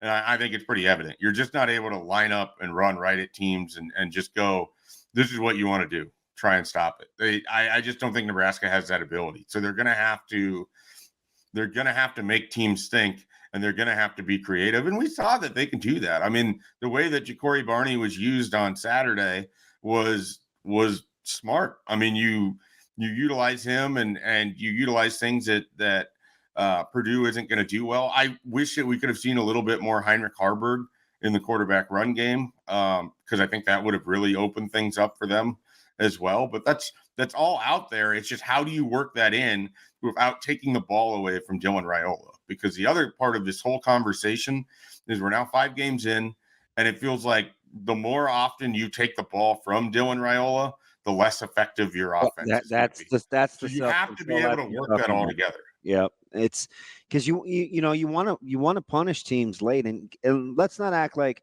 late October and late November are going to feel like it does now. So maybe that changes the functionality of the passing offense. So I get the fact that Nebraska wants to run it late, but you do have to come to grips with it. May be uncomfortable if your best decision maker isn't making decisions for a little bit of time. Yeah, and how much can you allow that to, like, how many plays in a row can you go without Dylan Raiola being the okay, Dylan, make us a play. Yeah. And that's really hard, and it's unusual territory for all of us because it's unusual for Nebraska to not have the element of quarterback run game right now, and they don't really have that. I thought Dylan would be a little more comfortable with it than he is, but every time he looks like he's in a situation to run, he does not look comfortable at all. I've been a little surprised by that. Oh, that 4th down, if he doesn't throw that across his body and he just runs for it, like a play like that, that's all he has, in my opinion. That's all he's got to be able to do, once a week. Because not only do those plays break your back, they kind of keep you honest. Flores was the best in the world at doing that. Like, he would just kill your spirits with like the 1 or 2 scrambles a game, and you're like, oh, fudge, we got to see this guy another 3 downs, right? Like, I really think that's all Dylan's got to be willing to do, is that once or twice a game, go get those yards. He did it against Colorado, 15-yarder. Like, that's it. Yep. And it's like, okay, we're good. Let's go back to the it holds people in place, right? It does. That way they can't go cheat on receivers trying to come back to the ball or anything like that. And I mean, and when they see like 2-man and stuff where it's hard to like pull up scrambling quarterbacks, like those break your back. But people like to play 2-man against Nebraska because Dylan's not going to run. He's not going to run it. But we've seen that with, I mean, I know we've heard enough of the Patrick Mahomes comparisons, but that's exactly what we're talking about, right? There's like twice a game Patrick Mahomes runs for 8 yards. He did it to the Chargers. He did it to scramble on 3rd and 6, and it's like, what was it? I think he's done it to the league at this point. Like, everybody's seen it up close and personal. I mean, when I think about the Super Bowl, I don't think about the passes that he made. I think about like 2 or 3 runs where it's like, oh my God, they had everything else right. Yeah. Like that's that element where, maybe it's a freshman thing. Maybe it's they've told him, hey, under no circumstances take a hit like you did on that Colorado run. I would definitely keep that guy out of harm's way. Like, I think there may have been. I think when he I'm just saying. I think when he had that 15-yarder against Colorado, he took a little bit of a lick, and they were like, hey, don't do that anymore. But he is pretty tough though. Like, he's a big kid. Yeah. But anyway, sorry, Schaefer. We were just. Sorry, there wasn't a question anywhere in there, Schaefer. Do you care to comment? I think he is a big kid. I agree. He's a great big boy. Hey, Schaefer, I'm not going to ask you the defensive MVP, but John Bullock. Yeah. Who's the next best complementary piece to accentuate Bullock's level of play, in your opinion? Across the whole defense? Yeah. He's going to have to get a little help from his friends. Who would you prefer that be? Man, I mean, they all sort of work in tandem, so it's always hard to just separate somebody in the one D-line. guy. I mean, so if we're talking about when this defense is at its best and John Bullock is flying around and then he's also getting help from one other key cog, it's hard for me not to go with Jamari Butler, both in terms of like the emotional leadership that he provides, but also he tends to make some flash plays. I was going to throw a random one at you that I just don't know that I don't feel like people have talked about it a lot. Continue to be really excited about what we're seeing from MJ Sherman. Yeah. Continue to like it. I mean, I don't know that he's one of your 3 best defensive players, but find me a game where that guy hasn't made plays for you. You can't. I mean, he's able to get pressure. He's gotten home on some sacks. He's had some big tackles. I don't think Jamar, he's not healthy either. Like even after he'll make like a good flush play, he hobbles a little bit, like, which is sad. They need the bye week. This team needs to get through Rutgers to the bye. I think they're more banged up and leaking a little more oil than what's probably been let on. Hey, that's okay. I'm 100% with you, but why do you say that? Because I think you're spot on. I don't know. And some of this is just like it's really hard to marry what your eyes saw in a raucous environment of Colorado with what we've seen since. They don't feel as crisp and as fast sometimes to the point of attack on defense. And, like getting GIF healthy. Some of this, they've been on the field quite a bit. I mean, they played a lot of football defensively because they haven't been able to get off the field on third down. They did a better job of that against Purdue. But that combo of Northern Iowa and Illinois, you really see where kind of time of possession and being on the field and having these long sustaining drives, not having guys like Riley Van Poppel as much to be able to lean on because you're trying to redshirt them. Like, I just think that defensive line, like they're playing well. I think they could use a week off to kind of rest the body a little bit. They in particular stand out to me in that regard. Yeah, Judy played. I mean, yeah, they're trying to go there. Judy played, Wallen played. Schaefer, I was gonna bring Vincent up Carroll has played, or Vincent Jackson. I think Vincent Jackson. Yeah. For whatever the reason, I see that dude more than anybody on the elevator. I don't know if it's we like roomed by each. I see him almost every trip. They just want to give you the biggest guy and stick him in the elevator. And have you look at him. It's like, where are you going? I think DB needs a bodyguard, I think, is the issue. So, full disclosure, I never know where I'm going in the hotel.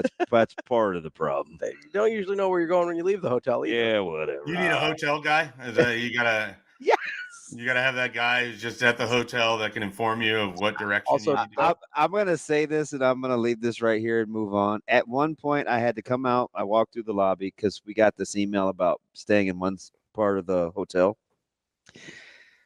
Oh gosh. So, Schaefer, I took the stairs because it's only 3 floors. Sure. And I practiced finding the main lobby without getting on an elevator and being wrong. Does that? Practice makes perfect. Like, look, Friday's a walkthrough day. You gotta practice. I did a demo of walking around the hotel.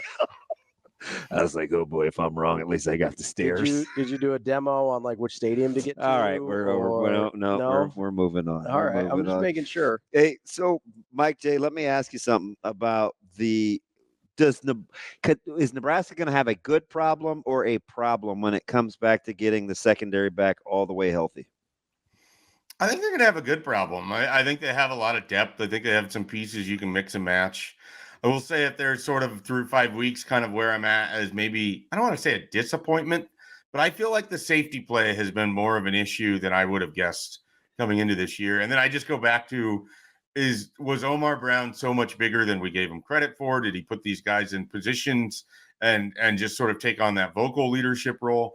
I just, I'm curious what happens when you get Tommy Hill back as full go, if you can put Sayer right across from him, and then you can move Marquise Buford back to safety. What does that do to Malcolm Hartzog? Like, I'm just spitballing. I don't know that that's what they're going to do, but I think that's a good problem because I think the more options you kind of have at safety, I think that's sort of a group that's kind of been working through it these last few weeks. And they need to be better, I think, for the overall defense to get back to where it was.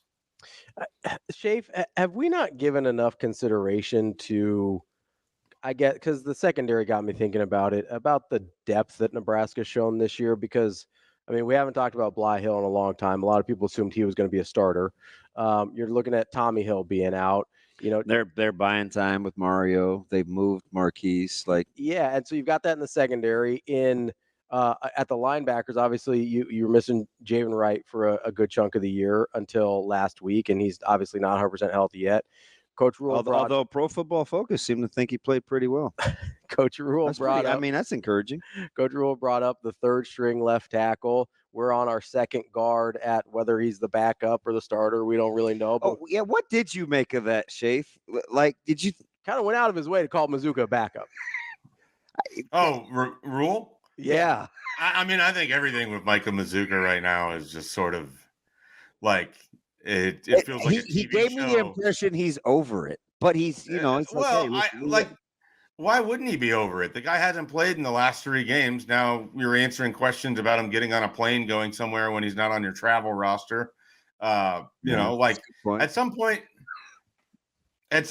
he's either going to help you or you're just going to keep talking about someone who's not on the field. And so I think Matt Rule would rather talk about Micah Mazuka when he gives him a reason to talk about Micah Mazuka. Yeah, I kind of just wonder if we haven't necessarily talked about how it's kind of been impressive that Nebraska has been able to show this much. Well, we went all off season without really bringing up his name, and then I would say, "Gosh, can you realize they must have some depth? We haven't even talked about Mazuka." Yeah, and then we're like, "Oh, where's Mazuka now that he's gone?" And it's a little strange. And apparently, Coach Rule thinks it is. Well, and it goes back to what they hope to do in that first game. They want to be able to flood the bench. They want to build the roster. So that you're got a really deep middle. So if a guy's out, you can call on the next guy and you don't have a drop off in play. I mean, they want to be a deep team. They want to build depth throughout. They want to get guys into games when it makes sense. And, Jeremiah Charles, I think, is a great example. You got playing time on Saturday. He's a guy that now you can feel more comfortable going to if you need him. I find these things good. I find their ability to build depth good. You don't have to rely on the same people, and then we don't have to have oh no, so-and-so's out for the next 2 weeks. What is Nebraska going to do? Well, when we talk about next man up, this is always what you want to get to. So it feels like they're inching closer and closer to everybody's dream with that. That's Mike Schaefer, Husker 24/7. Schaefer, we appreciate the time as always. We'll talk to you again soon. All right, guys, have a good week. Thanks for having me on. We'll be back. More Hurrdat Sports Radio coming up next. Welcome back to Hurrdat Sports Radio, AM 590, ESPN Omaha, ESPN Tri-Cities, KFOR in Lincoln. That's DB. I'm Ravi Lulla here on the Pillar Exterior stage, and it's time for Bet On It, brought to you by Warhorse Sportsbook. Warhorse, the best place in Nebraska to place your sports bets. Hopefully you got out to the Lincoln Sportsbook last night to get entered in for that drawing to a little trip to Vegas, maybe see a Chiefs game, maybe a little Chiefs, baby, Chiefs. Hopefully you were able to get out there, and I would love it if one of our listeners was the winner. That would make me feel so you could live vicariously. No, it would just warm my heart that we sent them the right direction and that we were a couple of Travises. We got Steven, Josh. There's some people I would like more to win than others, but that's okay. My man, 515 days. If you want to catch all the promotions and events they've got going on, make sure you get to warhorsecasino.com to check that all out. We'll keep you posted. They got some cool stuff coming up here in October as well. But as always, you can just go and place your sports bets too. Props, parlays, in-game. I'm not giving you any props. I'm more of an in-game guy anyway. You know this about me. Kind of weird. That's what you've got to offer. That's what Warhorse has to offer you. Make sure you go to warhorsecasino.com. All right, DB. What are we betting on today? I don't know. I'm going to bet on the fact that that Major League Baseball will not go the way that you want it to because your team is not in the playoffs. Well, it can't go the way I want it to. Well, you like winners, don't you? That's impossible. Yeah. Because I would have liked a certain team from the Northeast to make it. They certainly did not. I'm not sure how competitive they feel like being. Yeah, I've wondered that for a while now, since they just are like, hey, let's just going to trade all away our best players. Assets. There's part of that word I agree with. Wow. I said sets, not. Oh, yeah, that's the word part I agreed with. Wow. It sets you back when you trade all your best players. Yeah. Who are you liking in the today in the playoffs? Well, just in general. I hope the Braves and the Padres just play a grimy grinder. Yeah, just wear each other out. Yeah, I mean, just burn through arms. Yeah.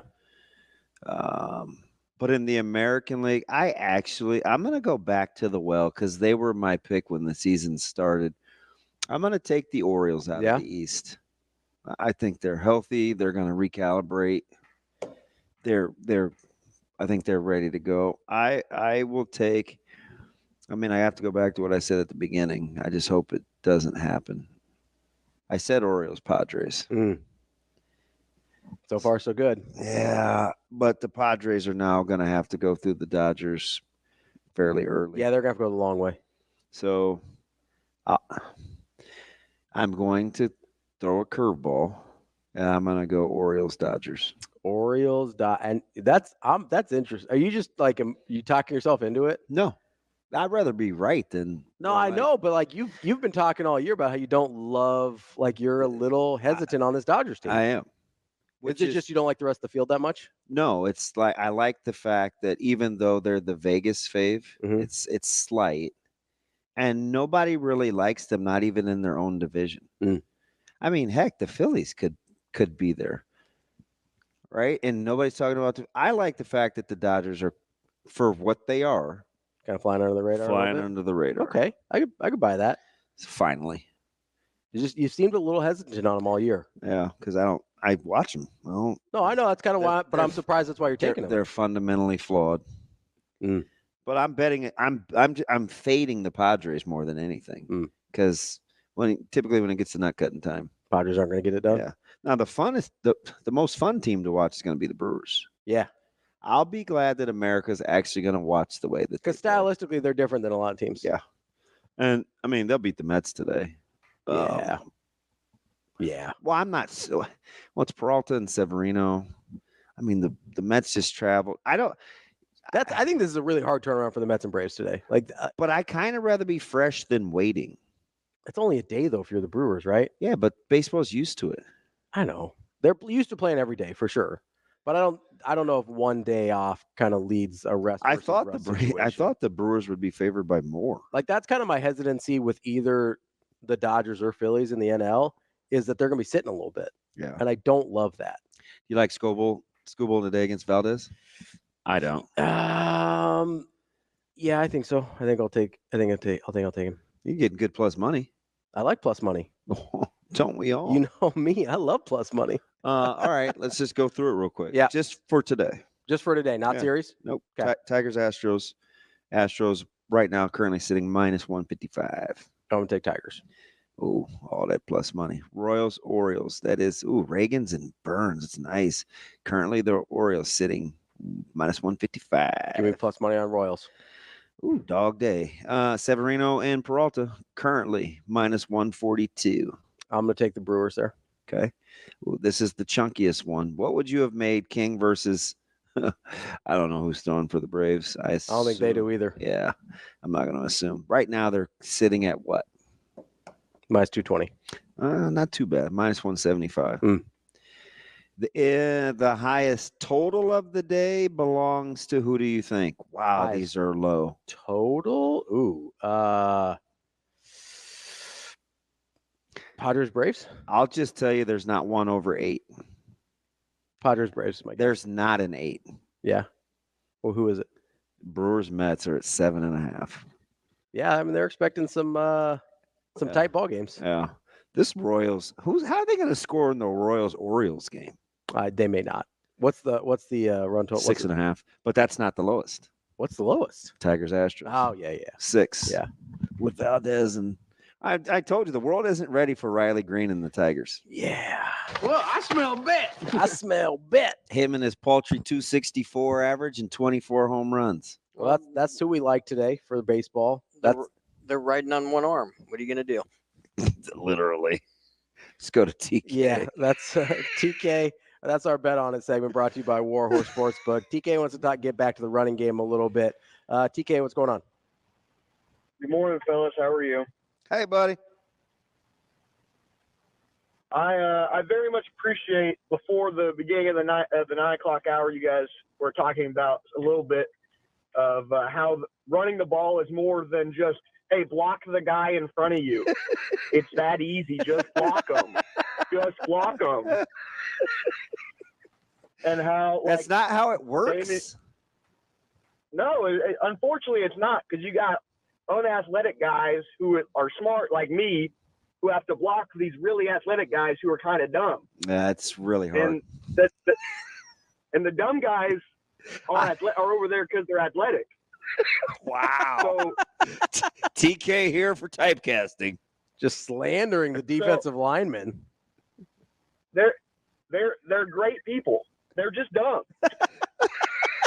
if they were smart, they'd be really good offensive linemen. Oh man.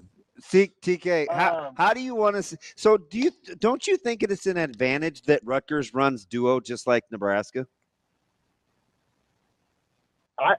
I think that they see it every day. You're a better defense if you have to think less. That's why when you're talking about the Army example, like I played in the flex point in college. The whole reason we were able to run up and down the field on people is because we made defenders think and it allowed fat people like me to go block them. If you can make linebackers think and DBs tackle, you're going to be really good at running the football. Yeah. Well. So are you a fan? You're a fan of the sweep game, I hear. Did you like the little single? Did you like the little single wing that Nebraska showed this week? I mean, they don't do it enough. It's hard to just sprinkle, as you know. To sprinkle. You just can't sprinkle that in. Like you have to like rep that. Right.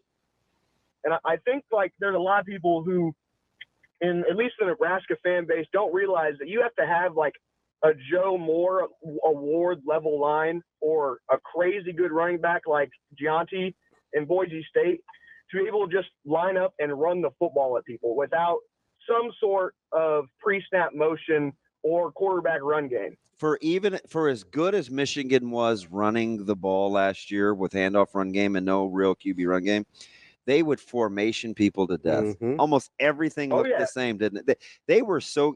I don't know. I won't lament too much over that Michigan team, but watching them run it's just math. It is math. It's math. Well, if you're counting geometry, because angles do matter. So yes. Yeah, the angles are really, really good. Appreciate the call, TK. I think people just need to understand it's not gonna run game doesn't look like it used to. What's the total this week? It just doesn't. It's gonna look a little different. I don't have the total off the top of my head.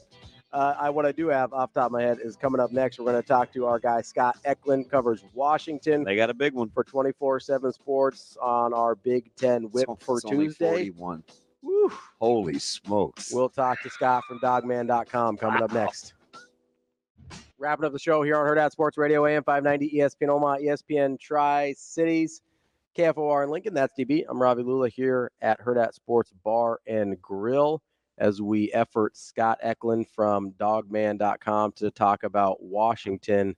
Was kind of just looking over their schedule. Oh, God, it's brutal. It's bad. They go Michigan, at Iowa, at Indiana, USC, at Penn State, UCLA at home, at Oregon. 5 of those 7 games are against ranked teams. The extra one is at Iowa. The only game you look at and say, okay, that should be a win for Washington is UCLA at home. But by the time they've played these 5 games before that, you have no idea what kind of state Washington's going to be in. I know. But you got to win this one though, like if as a fan base, because it is at the house. 100%. Right? Yeah, you got to win the home games, which there's only a couple of them on the schedule left. Like this is a brutal schedule for Washington on the way out. You said they ended with, are they at Oregon? Okay. It's bad. They got their road games are at Iowa, at Indiana, at Penn State, at Oregon. Yuck. Like that is no, they did not do Washington the same favors that they did USC on the way into the conference this year. They got the Oklahoma treatment, which, by the way, boy, talk about a game I had capped right. Yeah. They had no business winning that game. They certainly didn't. That's why, I mean, sports are funny. Oh, it sounds like we may got Scott. Auburn's a little funny too, so, you know. Continuing to give the ball to the other team. Yeah, we no love lost for Hugh Freeze here. We get him, Shane? We got him. We got Scott Eklund. He is covering Washington for Dogman.com. Scott, how are you this morning? I'm doing great. Waiting in the school line with my kids. Oh, I've been there. Oh, bless your heart, because it's like every person for themselves in that deal. I'm glad you have a semblance of order, because. Oh yeah, we've been doing this for a few years now, so it's controlled chaos, but still pretty crazy. Yeah. Let me ask you something. We were just going through the schedule, and we were talking this week. We looked at the spreads on Monday. And we're like, wow, Washington's favored. But I'm looking at this schedule, and not just are you favored, but you're at home, and what remains to be a very tough schedule. Is there a sense of urgency as you kind of look at how this thing unfolds in a game that appears that the experts say is pretty gettable? Absolutely, there's a sense of urgency. I mean, if you look at Washington's season, and I know people out in Nebraska aren't looking at Washington's season on a week-to-week basis, but you'd be surprised. If you look at Washington's season so far, they've played pretty well in their 3 wins. They dominated Northwestern in their first conference game in the Big Ten at home, but Northwestern just isn't very good. At least offensively, they just are not very good.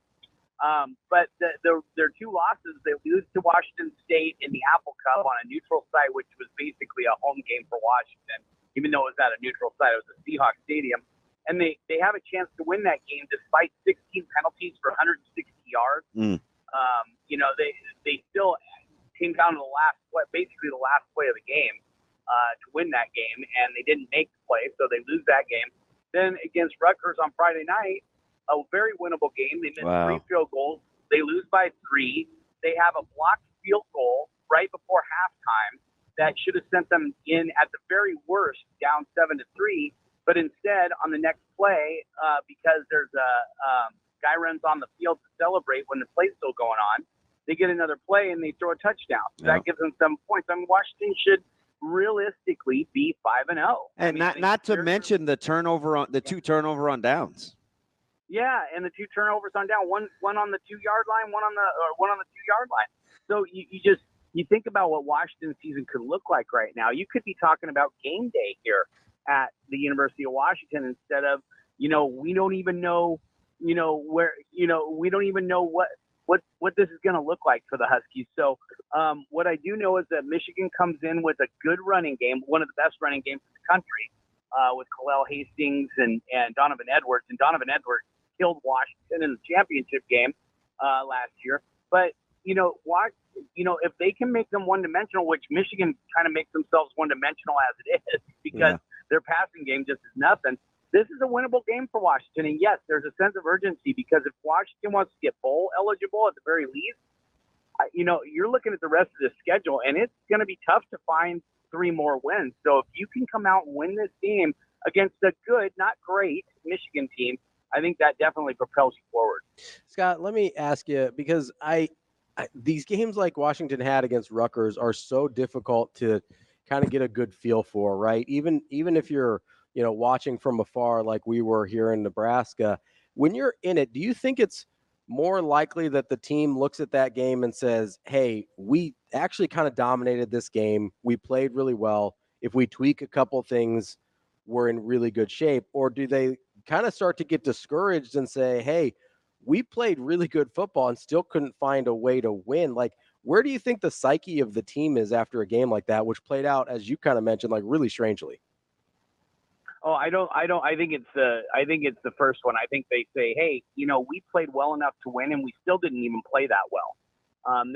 I think there's another level, 2, maybe even 3 levels for this team to find if they can find some consistency, if they can stop making mental errors like the stupid penalties that have cost them games, that have cost them field position, that have extended drives for the opposing team. And I really think that Washington looks at it and says, hey, we're right on the cusp. And Jed Fish is a master motivator. He's really good at motivating his players, getting them ready to go. He said on Monday in his press conference that, hey, we're basically 5 plays away from we're frustrated, but we also know that there's more that we can do, and if we play better, it's gonna show down the road. Where is the fan base kind of on the style of play? He's obviously going to be aggressive. He's been like that kind of his whole career. A little bit of an analytics guy. I think Washington fans may be thinking, hey, let's take the points when we can get them. How's that relationship going with kind of style of play? I think so far people are relatively excited about the direction of the program. He had to build a team. They had to bring in 50 new guys on the roster after the championship run and the defection of Kalen DeBoer and his staff. A lot of the players left in I almost said free agency in the portal. Same thing. And also to the NFL draft. So there was a lot of rebuilding that he had to do. This is a new offense for Will Rogers, the quarterback. He's never played in a pro style offense. It was always the air raid system that he was always in. So I think the fans are pretty happy with the way things have been built. They have been a bit frustrated with some of the game day management and obviously the penalties and things like that. But, I think overall the fan base is behind Fish and they want to see what he can do. Give it till December, where they're sitting in December. If they're sitting at home or if they're getting ready for a bowl game, that's when I think we'll kind of know where the fans are sitting with Jedd Fisch and his short tenure thus far. We're talking with Scott Eklund of Dogman.com covering Washington. You brought up Will Rogers, and I think he's a super interesting case here because you're right. He's been strictly an air raid guy prior to this, and now he's playing in this new kind of offense and maybe arguably on his way to potentially his best season in college so far. How has that adjustment gone? Because the numbers would indicate he's playing the best football of his life right now. Yeah, and I think he's being really smart with the ball. The thing about Will Rogers and the losses, I don't think you can pin the losses on him. Maybe some of the execution, like the play down against Rutgers, where on 4th and goal they have a wide open guy in the back corner and he doesn't loft the ball high enough, and so it gets tipped. Ball falls incomplete. Washington loses by 3. I don't think you could blame the losses on him so much, but he hasn't been a difference maker for them, if that makes sense. I mean, the guy hasn't thrown a pick. He's thrown 10 touchdowns? I don't have the stats in front of me. 10-0. 10 touchdowns, like 1,300 yards, whatever it is.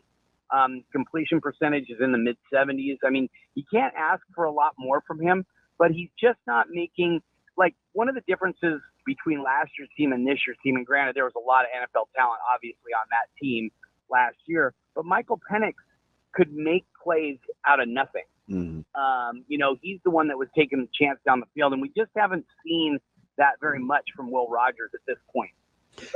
So I really just think that if he can make a few more plays, it'll go a long way in his legacy that he leaves here. Because you're right, statistically, he's playing great football, but it's just not making the difference in the games that they need it to make it. So is that going to have to be in partnership with guys like Denzel Boston, who's coming off one of his better games? And I mean, he's pretty legit. Oh, absolutely is. And the scary thing is, you're seeing this guy erupt now. Imagine that he was 5th on the depth chart last year. Isn't that scary? I mean, when you get 3 guys drafted, I mean, that'll happen. Yeah, and you've got a guy who's now at Alabama as a starter. So it's just ridiculous how much talent they had in that wide receiver room. And one of the things when he was coming out of high school, his big thing was his catch radius, and just he can make catches everywhere and do everything, and do everything. So I just think he's a special talent that people are just starting to discover. But the other guy, I mean, they got 2 other guys who are legit D1 wide receivers in Jeremiah Hunter and Giles Jackson, and both of those guys have been playmakers for Washington too. So it's really in partnership with those 2 guys, and if they can get healthy at the tight end spot, Quentin Moore probably isn't playing this weekend. He was the game day or the day 1 starter. But Kaleki Latu, Decker DeGraff, those are 2 playmakers at tight end who can also help too. Yeah. That's Scott Eklund from Dogman.com. Scott, we appreciate the time as always, and hope you enjoy the game this weekend. Thanks, man. It's going to be crazy. There's going to be about 100 recruits on the sideline. Holy smokes! So it's going to be nuts. There you go. Appreciate your time. Thanks, buddy. Yeah, you guys have a good one. That's Scott Eklund from Dogman.com. That line stinks to high heavens. No. Stinky, stinky, stinky line. You're gonna. I don't know what it means. Run, don't walk. I don't know what it means yet, but it is stinky. Yeah. That's DB. I'm Ravi Lulla. We'll be back tomorrow with more Hurrdat Sports Radio, AM 590, ESPN Omaha, ESPN Tri-Cities, Camp Lar, and Lincoln.